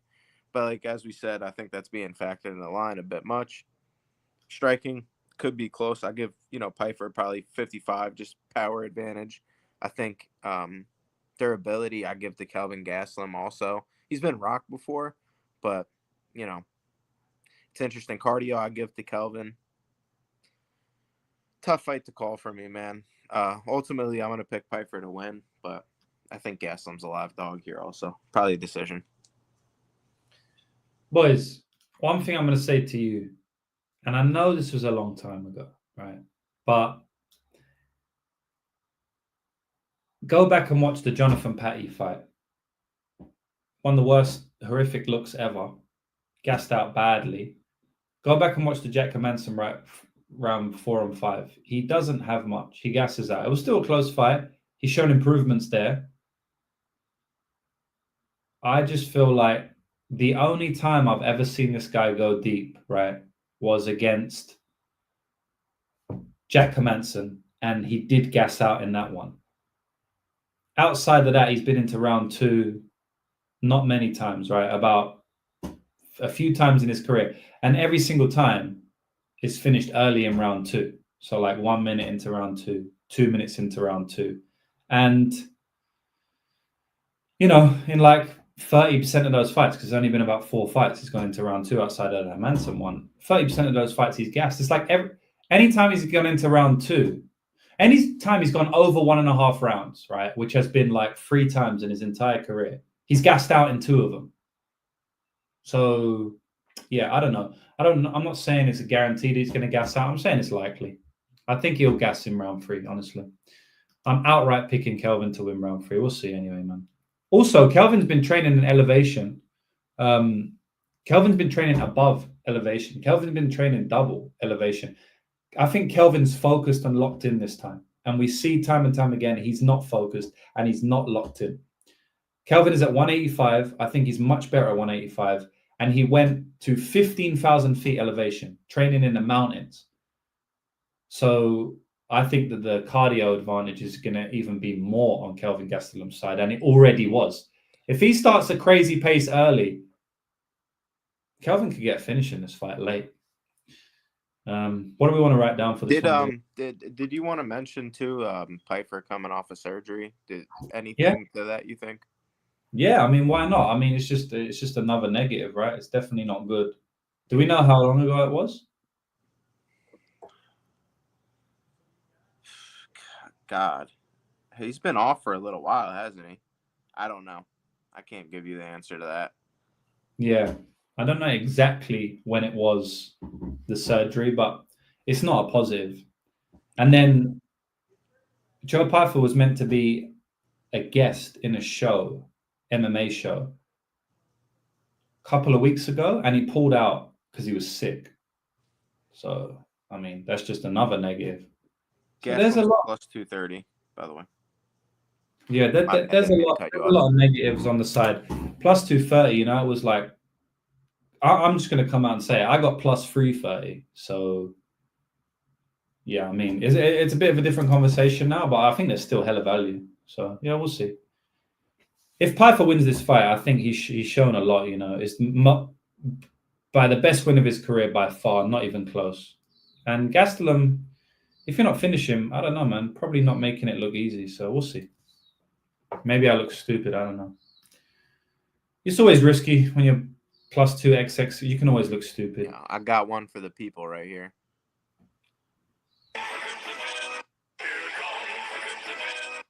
Yeah. Y'all know about that? What y'all know about that? Of course, man. Fairly Odd Parents. Come on, bro. Wait, no. Is that Fairly Odd Parents? Yeah. Here comes the Crimson Chin. Yeah. Is that in Fairly Odd Parents? Yeah. Yeah. Don't worry, bro. You know what's Don't up. worry. Of course, bro. Old school. Nostalgia. 7 years older than that. We was loving it. Yeah. Well, what do you reckon about the Crimson Chin? You reckon the Crimson Chin gets a crimson win? Oh, yeah, baby. Let's go. Drew Dober season, baby. Like you said, Manuel Torres, he can't crack it. Terrence McKinney, he tried. Didn't work. Matt Frivola, he got him, but I called him in that spot. Called him clean. But I just don't think Manuel Torres is the cleanest striker. Can he bang it out in the first few minutes? Yes. He does have some grappling upside as well, in my opinion. We've seen Dober grappled in the past before. But other than that, give me the cardio. Give me the veteran experience. I think he's the overall better fighter. Yeah, it does worry me a little bit because, you know, cardio and all that stuff kind of goes out the window if you get bopped in the first few minutes, which is possible. But I think he's the cleaner boxer. And as this fight goes on, I think he's just going to crumble Torres here. Yeah, give me Dober all day here. Love it, which makes me a little worried, but I think he wins. Yeah, like, this is a kind of a crazy one. I don't really understand how this is a pick'em. I feel like I might be missing something. You know, I feel like I might be missing something because I just don't understand how it can be a pick'em. I mean, if it gets into round 2, is like, what's the line? Like, minus 500 Dober. Like, the only thing at that point is Torres might have some takedown upside. I think Dober probably stuffs it. You know, Dober could be hittable sometimes. Bobby Green had a great night versus him, though. No matter what, he wound up going out. So, It's possible, Torres just clips him. But like I said, other than that, I don't see him being the better fighter. Yeah, like you said, I mean, that's a thought experiment. I'm genuinely curious, and maybe people in the chat can tell me. But if the fight gets into round 2, because we can do the maths on this, right? Like if the fight gets into round 2, what's the line on Dober? Like JB said, minus 500. Let's say minus 400. If it gets into round 3, what is it? Minus 900. If it goes to a decision, what is it? Like minus 1500. Like probably around that, right? So we're saying, let's just keep it 900 to make it easy. We're saying 80% if it goes into round 2, 90% if it goes into round 3 or decision. So you're saying that Torres round 1 should be close enough to his money line then. So his money line should be like, if his money line's minus 110, you're saying that he knocks him out in round 1 like 45% of the time. Like I don't understand it. I don't see it. I mean, it could be a swinging contest, of course, but even in a swinging contest, we can't completely discount round 2 and round 3. And then I think Dober was a massive favorite. And even in the swinging, I think the swinging contest is like 50-50, even in the swinging contest. And that's like forgetting everything else. So, yeah, I don't know, man. I think Dober's going to knock him out probably round 1. But, when I'm like confident like this, I'm not confident enough to max bet it because I haven't, right? And what that means is like, I'm worried about something. And Dober does get hit a lot. So that's basically what I'm worried about. I don't really think Torres is going to take him down and sub him. I bet on Torres submission round 1 against Chris Duncan at +1. Yeah, we were both on that one. Probably. Yeah, we both on it. And I think we called it live on stream together. So, like, I'm not saying that he has no grappling upside. I don't want to completely disrespect his grappling. I literally bet it before, right? I don't think that he's going to be able to do what he did to Duncan to Dober. I personally don't. And man, he just got knocked out brutally. I don't know. This is like I want to hear the take for Torres at the line, because I just don't see him having any upside after 5 minutes. I really don't. I just feel like he's 5 minutes or bust. He's been to decision once. He looked terrible. He gassed out horrifically in that fight. He gassed out bad in that decision fight. And on top of that, he's looked tired in, other fights, like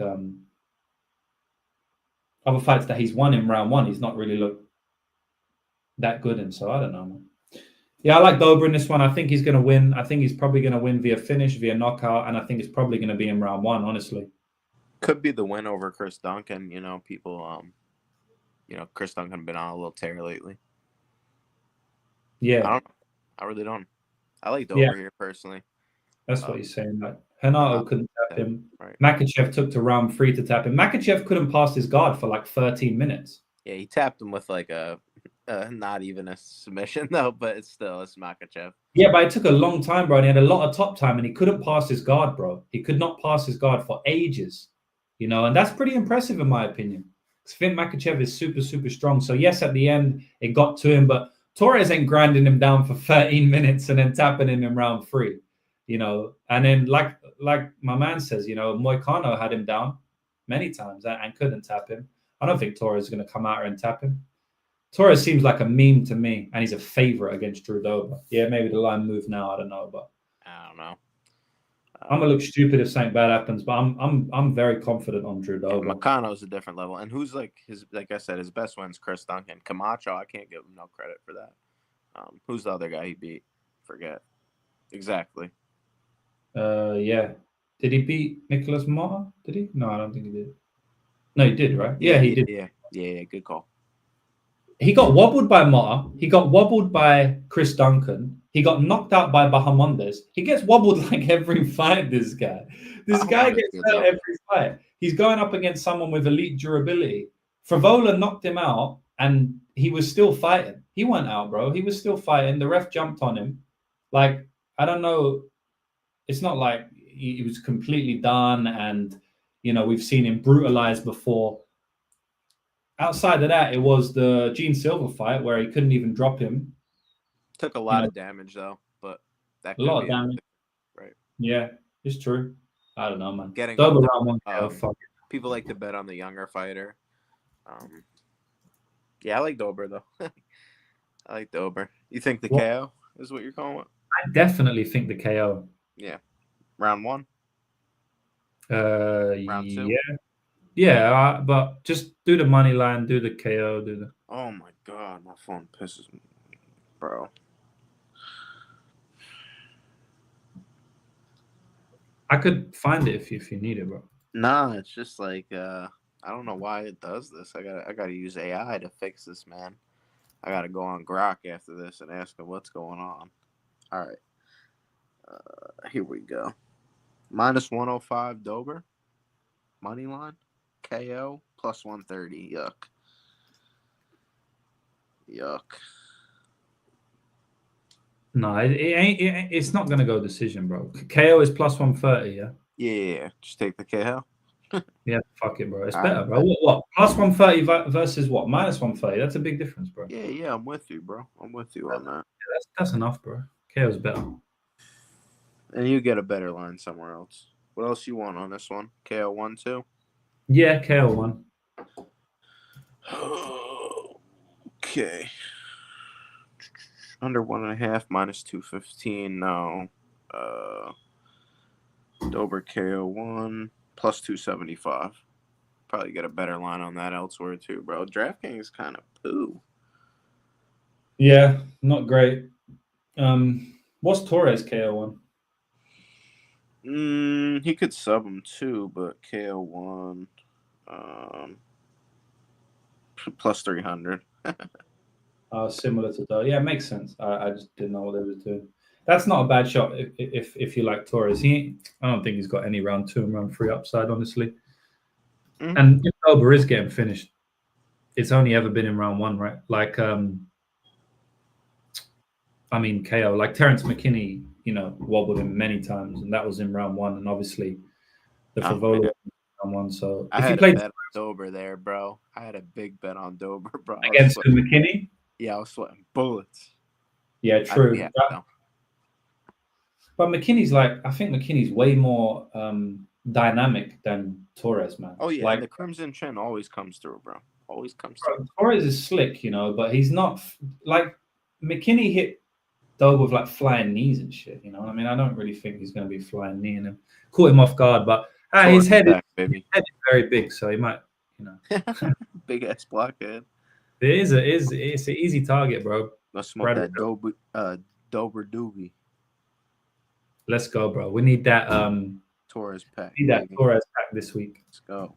There's not many spots that I'm pretty confident in, but so hopefully that one pulls through. David Martinez and Dober is really the only one. Yeah, we'll get it, bro. I like this one, honestly. Could I go on this one? Bro, please go, man, because I want someone to talk me. I want someone to talk me betting off every dog on the card. Nah, I ain't gonna do that.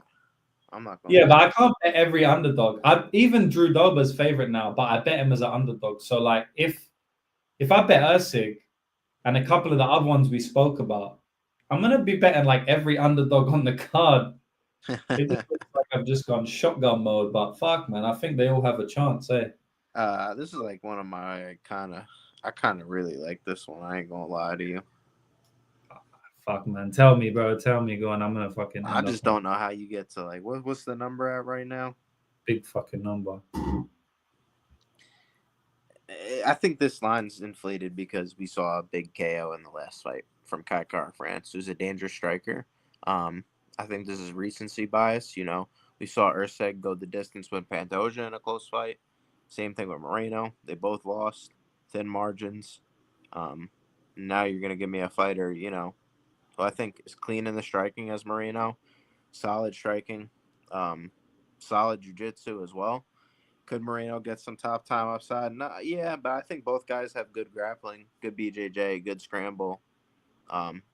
Erceg, I think, got a little bit more power on his punches as well. I think this is going to be probably a mostly a stand-up 25-minute affair, similar to the Royval fight with some grappling mixed in. I think Erceg survives. Close decision. Yeah. I wish we were getting the plus 600 we got on, or plus 800 we got on the points last time, but yeah, can't happen every time. But it's literally the same spot back in Mexico City. I think this is Erceg written all over it, split. That's why I'm not liking it as much as the Brandon Royval one. First of all, the line's not as big. Royval was plus 270. I think plus 240 I laid, and then I got 270 closer. So it's not as good. But then also, Brandon Royval is got the best cardio in the flyweight division. So, I knew he could push a pace even at elevation. And you saw that, in that fight where Brandon Moreno wasn't really doing anything. And Royval was just pushing a much higher pace and just doing a lot more and just outworking him. So I don't really think Erceg can do the same. I don't think he's going to push as much a pace at elevation. So that's why I don't like it as much. But I don't have to like it as much. I could still like it, right, and still play it. So, yeah, I guess just to give some credence to the Moreno side, since you like the Erceg side, like it seems to me Moreno is a better scrambler, and he has more chance of having grappling success here. I don't think anyone's going to have major success, but Pantoja fucked Erceg up on the ground a couple of times in that fight. I thought he survived well, and I think Pantoja's pretty, I don't know what you think. I think Pantoja's like a higher level grappler than Moreno. And I thought he made it close. I thought he scrambled well. I thought he survived with Pantoja. But I'll hear what you're saying. Yeah, he's definitely a high level grappler. I mean, we see that in their fights, right? But he landed big shots on Erceg on the ground. Erceg didn't allow him too long, but in the moments that he was on top, he pummeled him. He hit him with big shots. He hit him with big elbows. And, the reason I mention that is because I'm talking about who would have grappling upside in this fight. I don't see Erceg having any grappling upside in this fight. I see Moreno having a small bit. And it's a close fight. We have to think about who has advantages in any realm. Do you see Erceg having any grappling upside versus Moreno? No. I give him Moreno.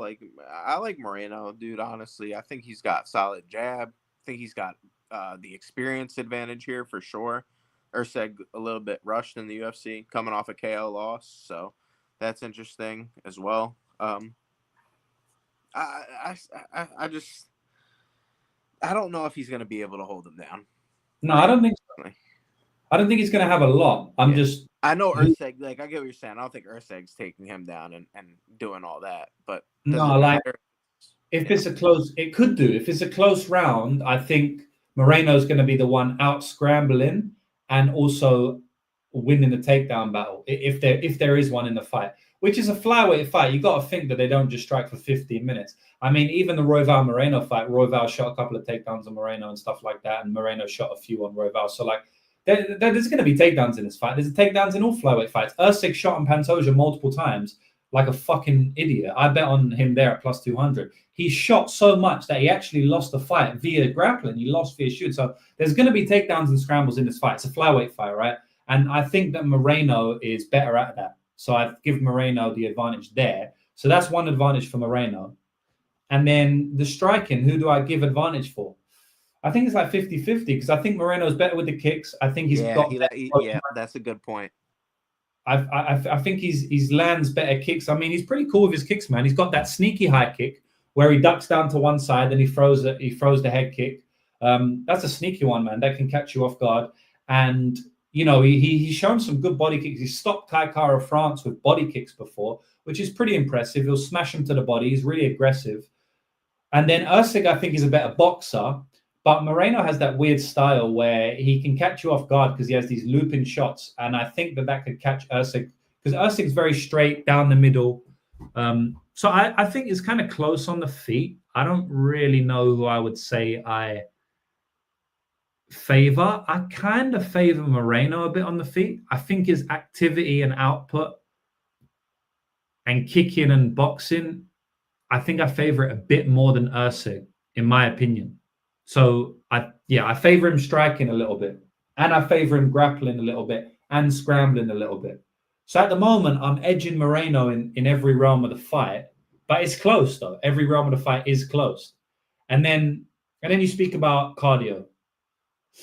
Who's got the cardio advantage? I don't really know. Moreno kind of gassed against Royval, but I don't think Erceg's pushing that pace. That was an elevation. Maybe he's got some issue with elevation. But I kind of trust Moreno more late. I don't know, though. I don't think either guy really has a cardio issue here, personally, for me.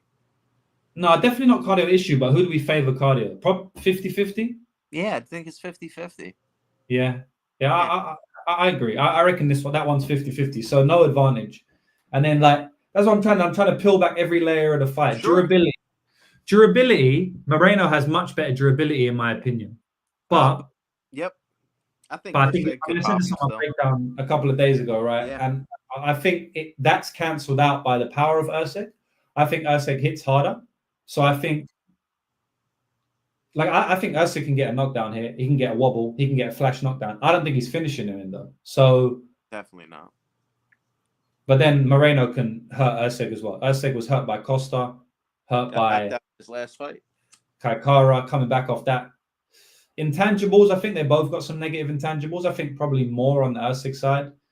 Also, Erceg, he's gone back to back against Wolves. Potentially he shows some improvements now. Maybe he learns from that fight against Pantoja. That was a tough fight to take, very early on into your MMA career. I think he's one of the fastest. I think he might have been the quickest title shot recipient ever. I think after 3 fights, he got a title shot. That might be the quickest ever. He might be because it's shitty ones like Brock Lesnar and stuff like that. But in the modern day, I think that was the fastest ever. So not getting easier either. He's still going up against another guy who's super experienced. It's crazy. 50-50 in that fight. Now, and in my opinion, he would have won it if he didn't shoot. So. Yeah, I guess we come to the conclusion, or I come to the conclusion, that Moreno is a better fighter in most of the fight. And I don't really give Erceg any upside outside of power. Yeah. I think power is the only thing I'd say Erceg is better at. And I'd say Moreno is probably a slightly better striker, slightly better grappler, slightly better scrambler. And then cardio's even. So I am definitely thinking Moreno will win. But, man, that's a fucking close fight. It's flyweight, 5-round title fight. It's going to be competitive. It's going to be close. The Moreno and Royval fight, 50-50. Moreno and Pantoja, 50-50. Pantoja and Erceg, 50-50. I mean, these flyweight title fights are snip and tuck, split decisions all the fucking time. And I honestly think this one will be, but I give Moreno a -150 here. Yeah. I give Moreno a -140 or something like that. So, where's his motivation too? You know what I mean? Like, I get he won against Albazi. That was Albazi that's coming off a long layoff, a lot of injuries. The fight before that versus Moreno, he just kind of looked. Versus Royval, he just kind of looked flat. And that literally was in Mexico City. True. He just, I don't know. I don't think he, something weird about him. Yeah, Kyle was the fastest to the title shot. Yeah. Well, the title shot first fight, and then he got beaten up. That was stupid. Stupid. Why do you guys say it like that? Is it on purpose or what? Stupid. Yeah, it's like like a. I had an S. I think it's just to emphasize it, bro. Stupid. That's stupid. Stupid, man. Yeah, I think when I emphasize it, it's stupid. But if it's only a little bit stupid, you just say stupid, But if it's really stupid, you got to add the S. Stupid. Like, listen to what I'm saying. Stupid. I hope Erceg's, good coming off that KO loss, man, because it'll be a really good fight if he is. And that's what I mean. I got him to win here. That's what I mean. It might be, because you say, what's Moreno's motivation? But so we'll talk about the mentality, but I don't know, man. Erceg getting knocked out, that might fuck his mentality a little. Yeah, especially. We never know how. Bro, it's hard. It's hard to come back from title loss, 5-round fight where you threw it away. Your mistake. Like, it wasn't, you know what I mean? Like, it has to eat you up a little bit. And then, hell yeah. getting knocked out as a minus 200 as well. Like, I don't know. Mentally, it's tough, but I might bet Erceg here because I can actually get plus 230, plus 235 right now off screen. So I saw that earlier. I don't know if it's... Shout out to the Narco Cop Lambo podcast, but they're calling the split decision for Erceg at like plus 1,000 or something. I don't bet it often, but I don't hate it here. I think one judge will give it to Moreno, bro. Yeah, and then you know what? I think something I will mention is that in the Moreno and Royval fight, I thought Royval clearly won the fight. Like, I don't think it was a close fight. You know, there's an argument 48, 47, 49, 46 type Royval. I mean, there's an argument Royval won all 5 rounds. There's no clear round for Moreno, and there's clear rounds for Royval. You know, like, he definitely could have won 50-45. I know it was close, though. I'm not saying... I have to go watch it again. I'm saying he could have. I'm not saying he did. I'm just saying there's arguments. And I don't think there was an argument for a Moreno win. And one of the judge gave it to Moreno, man. One of the judge gave that to Moreno. So we could see some dodgy shit in Mexico. It's always tough to predict that because, you know, we just was in London and they was giving all the fights against the English fighters. So it's tough to predict that. But we did see, like Hello Friends is saying, in Mexico, Moreno wins. I mean, they tried to rob my boy Royval once. I'm telling you guys right now, plus 1,000 on the split decision. That's value. Give me that. Yeah. So, bro, should we make these fucking parlays? Yeah, let's go. I like Erceg plus 2 whatever. So do I. Sexy. Plus 2 sexy.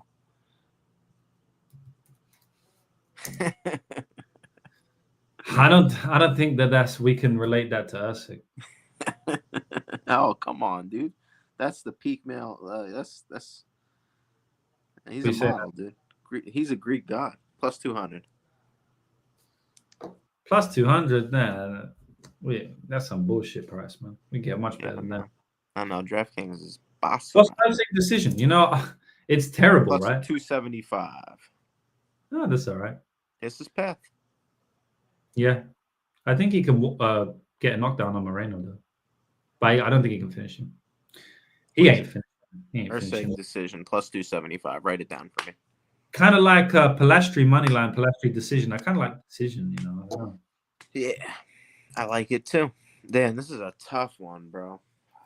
Yeah, this is shit for parlays, but bro, you was close last week. You know, we had Guram decision.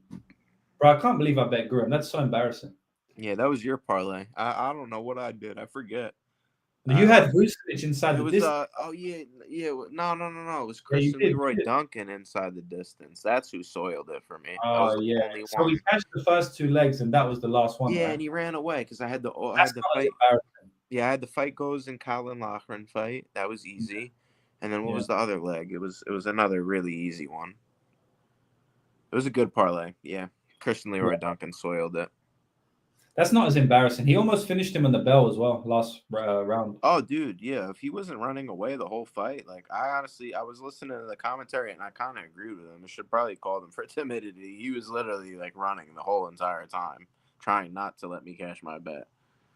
It's like, dude, are you freaking kidding me? Yeah, my one was bad, bro. Guram decision. Yeah, Guram. Hey, it's all good. We all make those mistakes sometimes, man. That was horrific, bro. One of the worst bets I've ever made. I have to own up to that one. Yeah, you can be honest. That's cool. Is what it is, bro.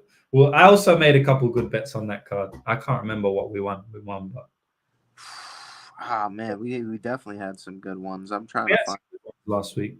I can't remember what really, but yeah, I'm trying to remember. Oh, UFC London. Oh, I had Sean Brady's submission, and the fight doesn't go to decision plus 180. That was pretty good. Yeah, we pretty solid. It was Tybura for you, Kavanaugh decision, and Guram. Yeah. So you literally were 1 off, and then mine was under 2.5 in Vucinic versus Duncan. Yeah. Fight goes in Nathan Fletcher versus Loughran, and then Christian Leroy by KO or sub. Wow. So we cashed 4 out of 6 legs. Yep. We didn't hit the parlay. Both 1 off. We get him this week, bro. Yeah, we'll try, man. This is tough, bro. Speaking of this, I was saying to you before the pod. I'm gonna go first then, bro. Yeah. Yeah, it's your turn to go first this time. I want to go Martinez. Wait there. Yeah, I need a boost. I'm gonna go Is Martinez. it your turn? Yeah, it is your turn to go first. I'm gonna I go went Martinez first last week. Oh, okay. Actually, Money no. line? No. I'm gonna. Can we put Martinez 2-3 in a joint parlay? Well, it's just one. We just do one leg each, right? For that. So Yeah, it so I would might leave that. it would just be your leg if you want it to be. I do want that to be. All right. But I don't want to waste. I think that's cashing, bro. I don't want to waste it. I might use it now. Okay. But there's not many big ones. All right, man. Up to you, dude. I'm not taking it, so I'm not. What are you gonna do for the big parlay? Because if you're gonna do some bullshit that's gonna ruin it, then I won't use my team. You're gonna do some crazy shit like say round 1 KO. Nah. I think I'm just gonna go at Erceg decision or Erceg money line plus 275. Decision. Oh wait, my bad. I like it though. Nah. That's what many cappers be doing. That's what many cappers be doing. You know that one. Yeah, it's probably what I'll do. MMA special. I don't know though. I like Morales money line too, kind of. So I might take that. I don't know yet. When the time comes, I'll let you know. Bro, fuck it.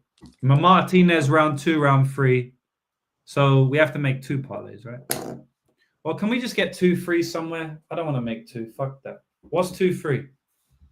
I'm gonna look. I don't even think it exists, bro. I'll look into it for you. It doesn't exist on DraftKings, but fuck DraftKings. Don't think it exists on any app out here, unfortunately. Not that I know. It definitely does. You can bet 2-3. You can bet 3 decision, and you can bet 1-2. I don't ever see 2-3 out here. Angel has 2-3, no? No, 2-3 method, but not actually just 2-3. Oh, we can probably go KO. It makes it even better. But let me have a look. If he subs him, bro? Terrible. I don't think so, bro. This guy don't even go for subs. He goes for ground and pound. Yeah, you're right. I seen it. Yeah, but they don't even have it on. We're using DraftKings, though. I mean, it's the same thing. I could just do if they go draft separate stakes, bro. Just do 2 separate stakes. You know what I'm saying? Yeah. Wait there. I'm trying to see that. Whatever. We've done that before. Yeah. Okay. Martinez round 2, and then Martinez round 3, and then. Yeah, I'll look, but I don't think they have it, brother. All right, parlay 1. I'll show you. Well, no, it's just not on DraftKings. Parlay Lou 1, Parlay Lou 1.5. So, boys, basically what we're doing, I want to bet Martinez round 2, round 3. So what we're going to do is going to split our stakes. So if you put 1 unit on it, now we're putting 0.5 units on 2 different parlays. And we're putting round 2 in the first parlay and round 3 in the second parlay. And so the second leg of that for me is going to be, I only need 1 more leg now. So plus 500. Let me take some minus 700 shit. We don't even need anything more. I wonder if there's something that we didn't write down that I like. Sometimes that happens. Shall I go gas decision and just lose my mind? I think I might have to put Dober in there, Dober KO. Fuck it. Something's scaring me about that one. I don't know why.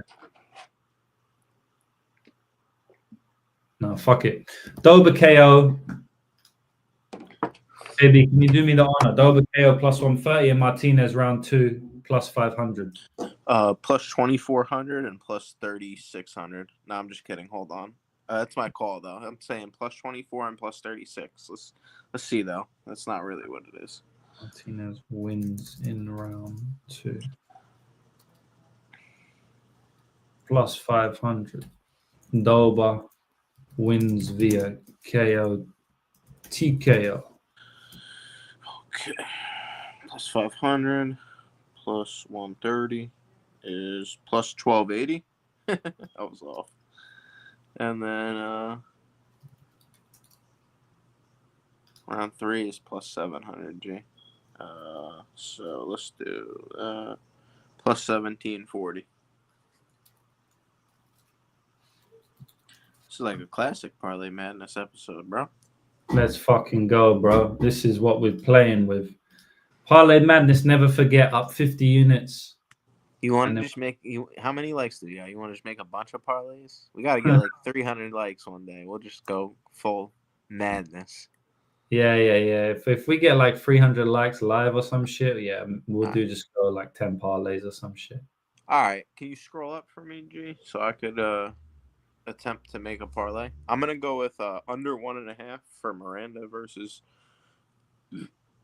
Emmers. Yeah.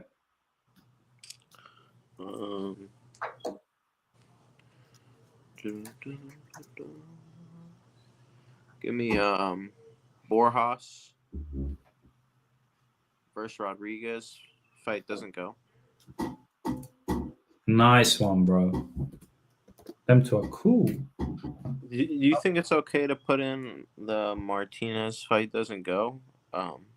Or do you think it's like not smart because we have the 2-3 in?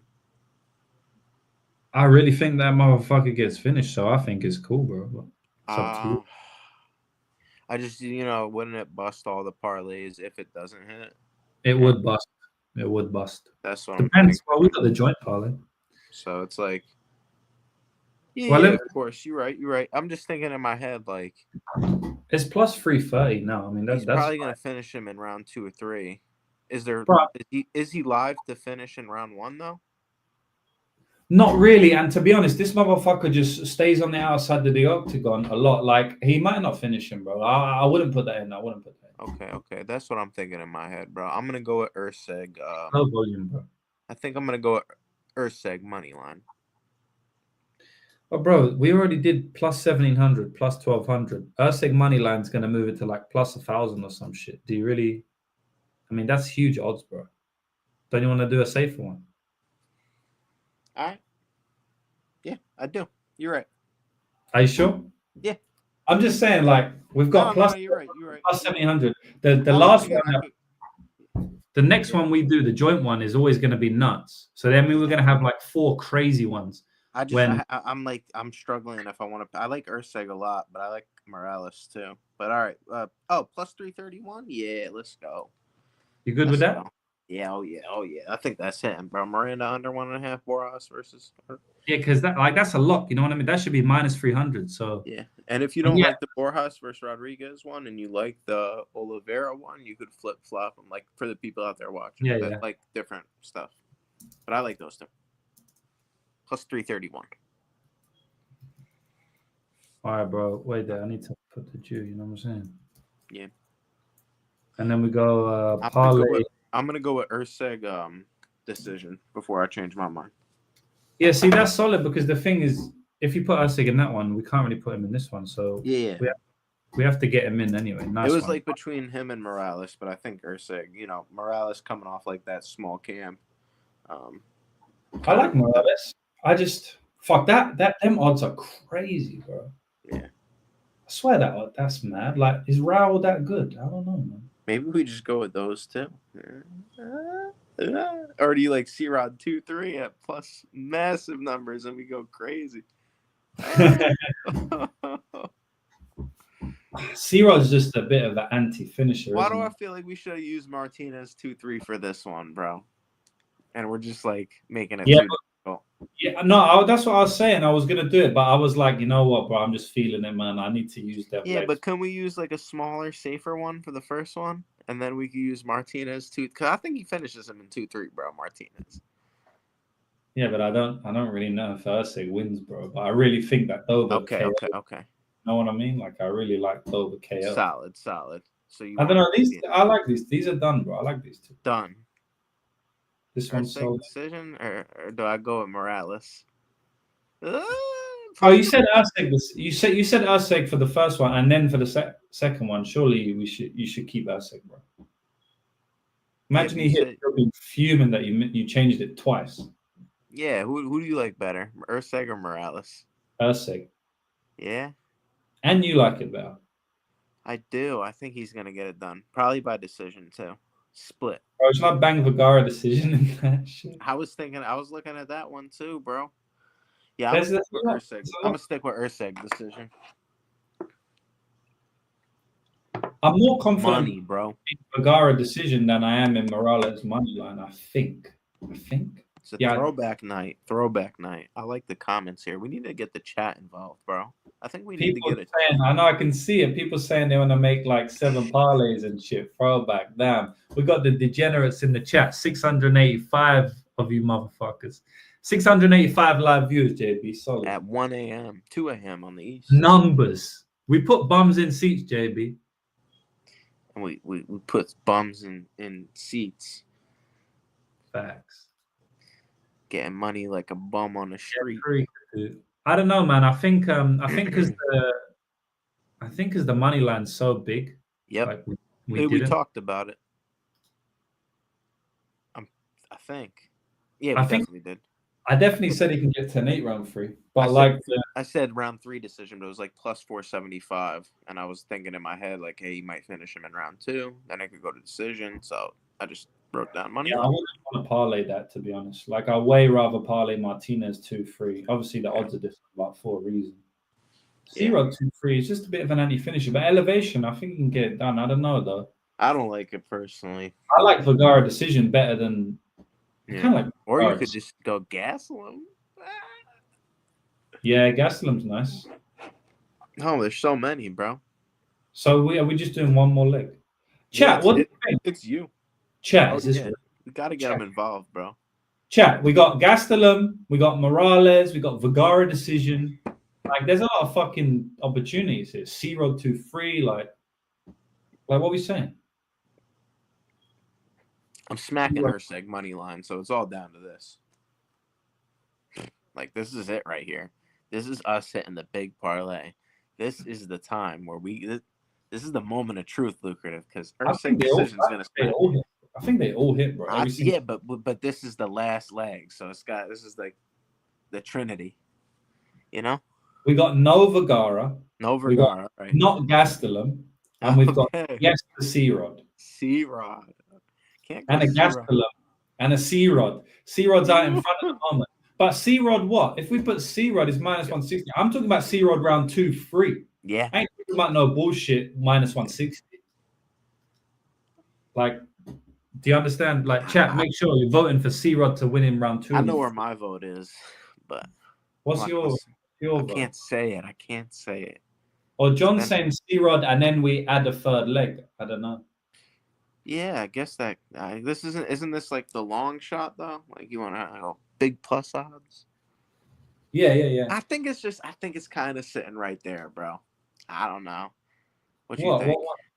I don't know. Come on, bro. You gotta say it. I can't say it. It's not me.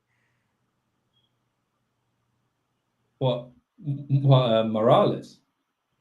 Nah, I don't know about that one. What? C-Rod 2-3?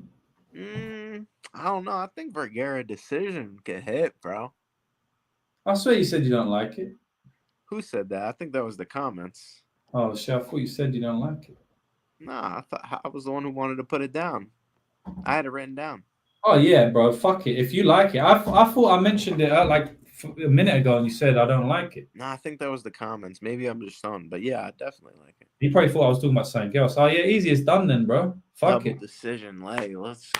We eating this week. Look at this guy. Kyle, back. He was born in hell and he's hating on us. He's saying our picks are hell. Hellborn. What a terrible take. Jesus Christ.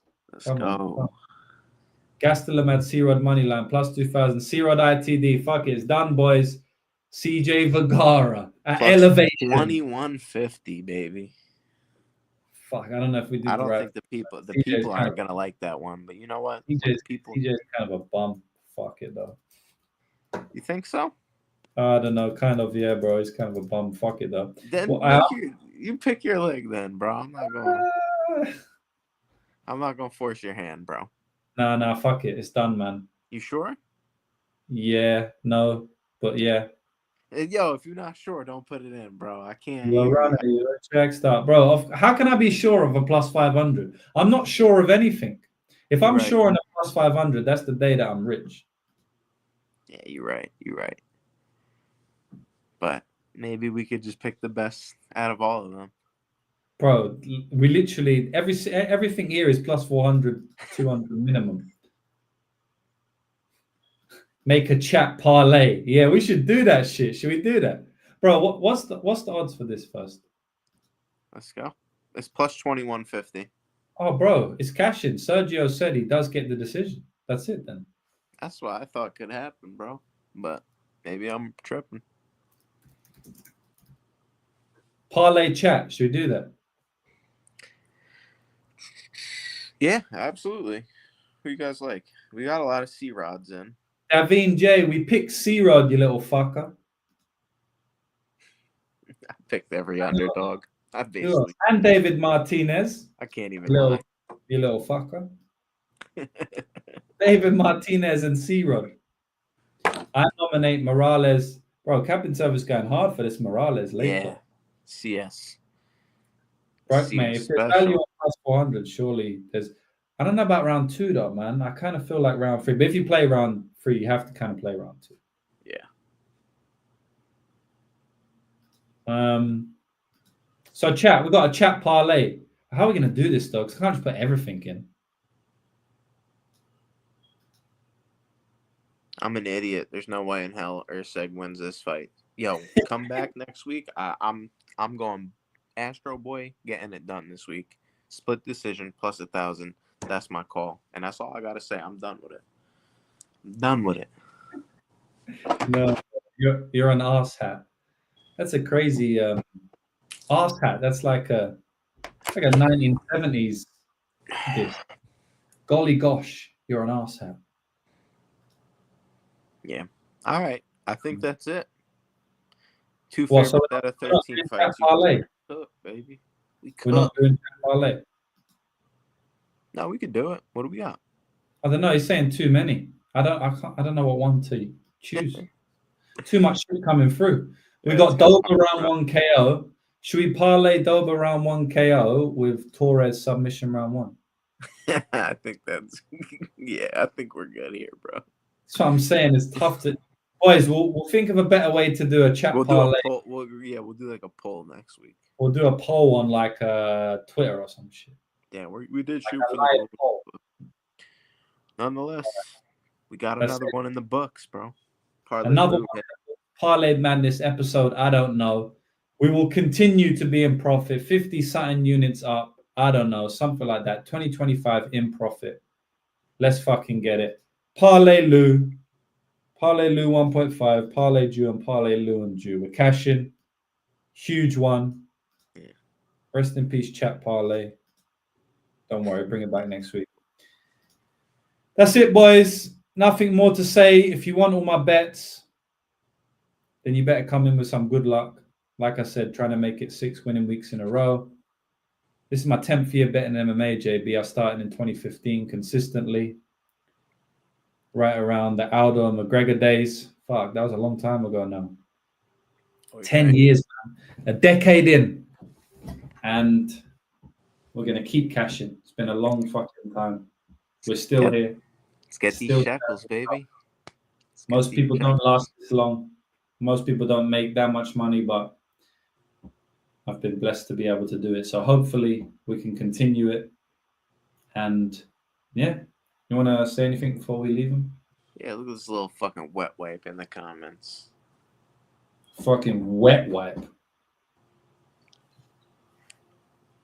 That's all I got. Well, oh, that's what you got. All right, say no more, bro. Yeah, this fucking wet wipe. It would cook that guy. Yeah, fucking wet wipe. All right, love, boys. Peace, love, and let's fucking cash. Let's get these shekels. Oy vey. Bang.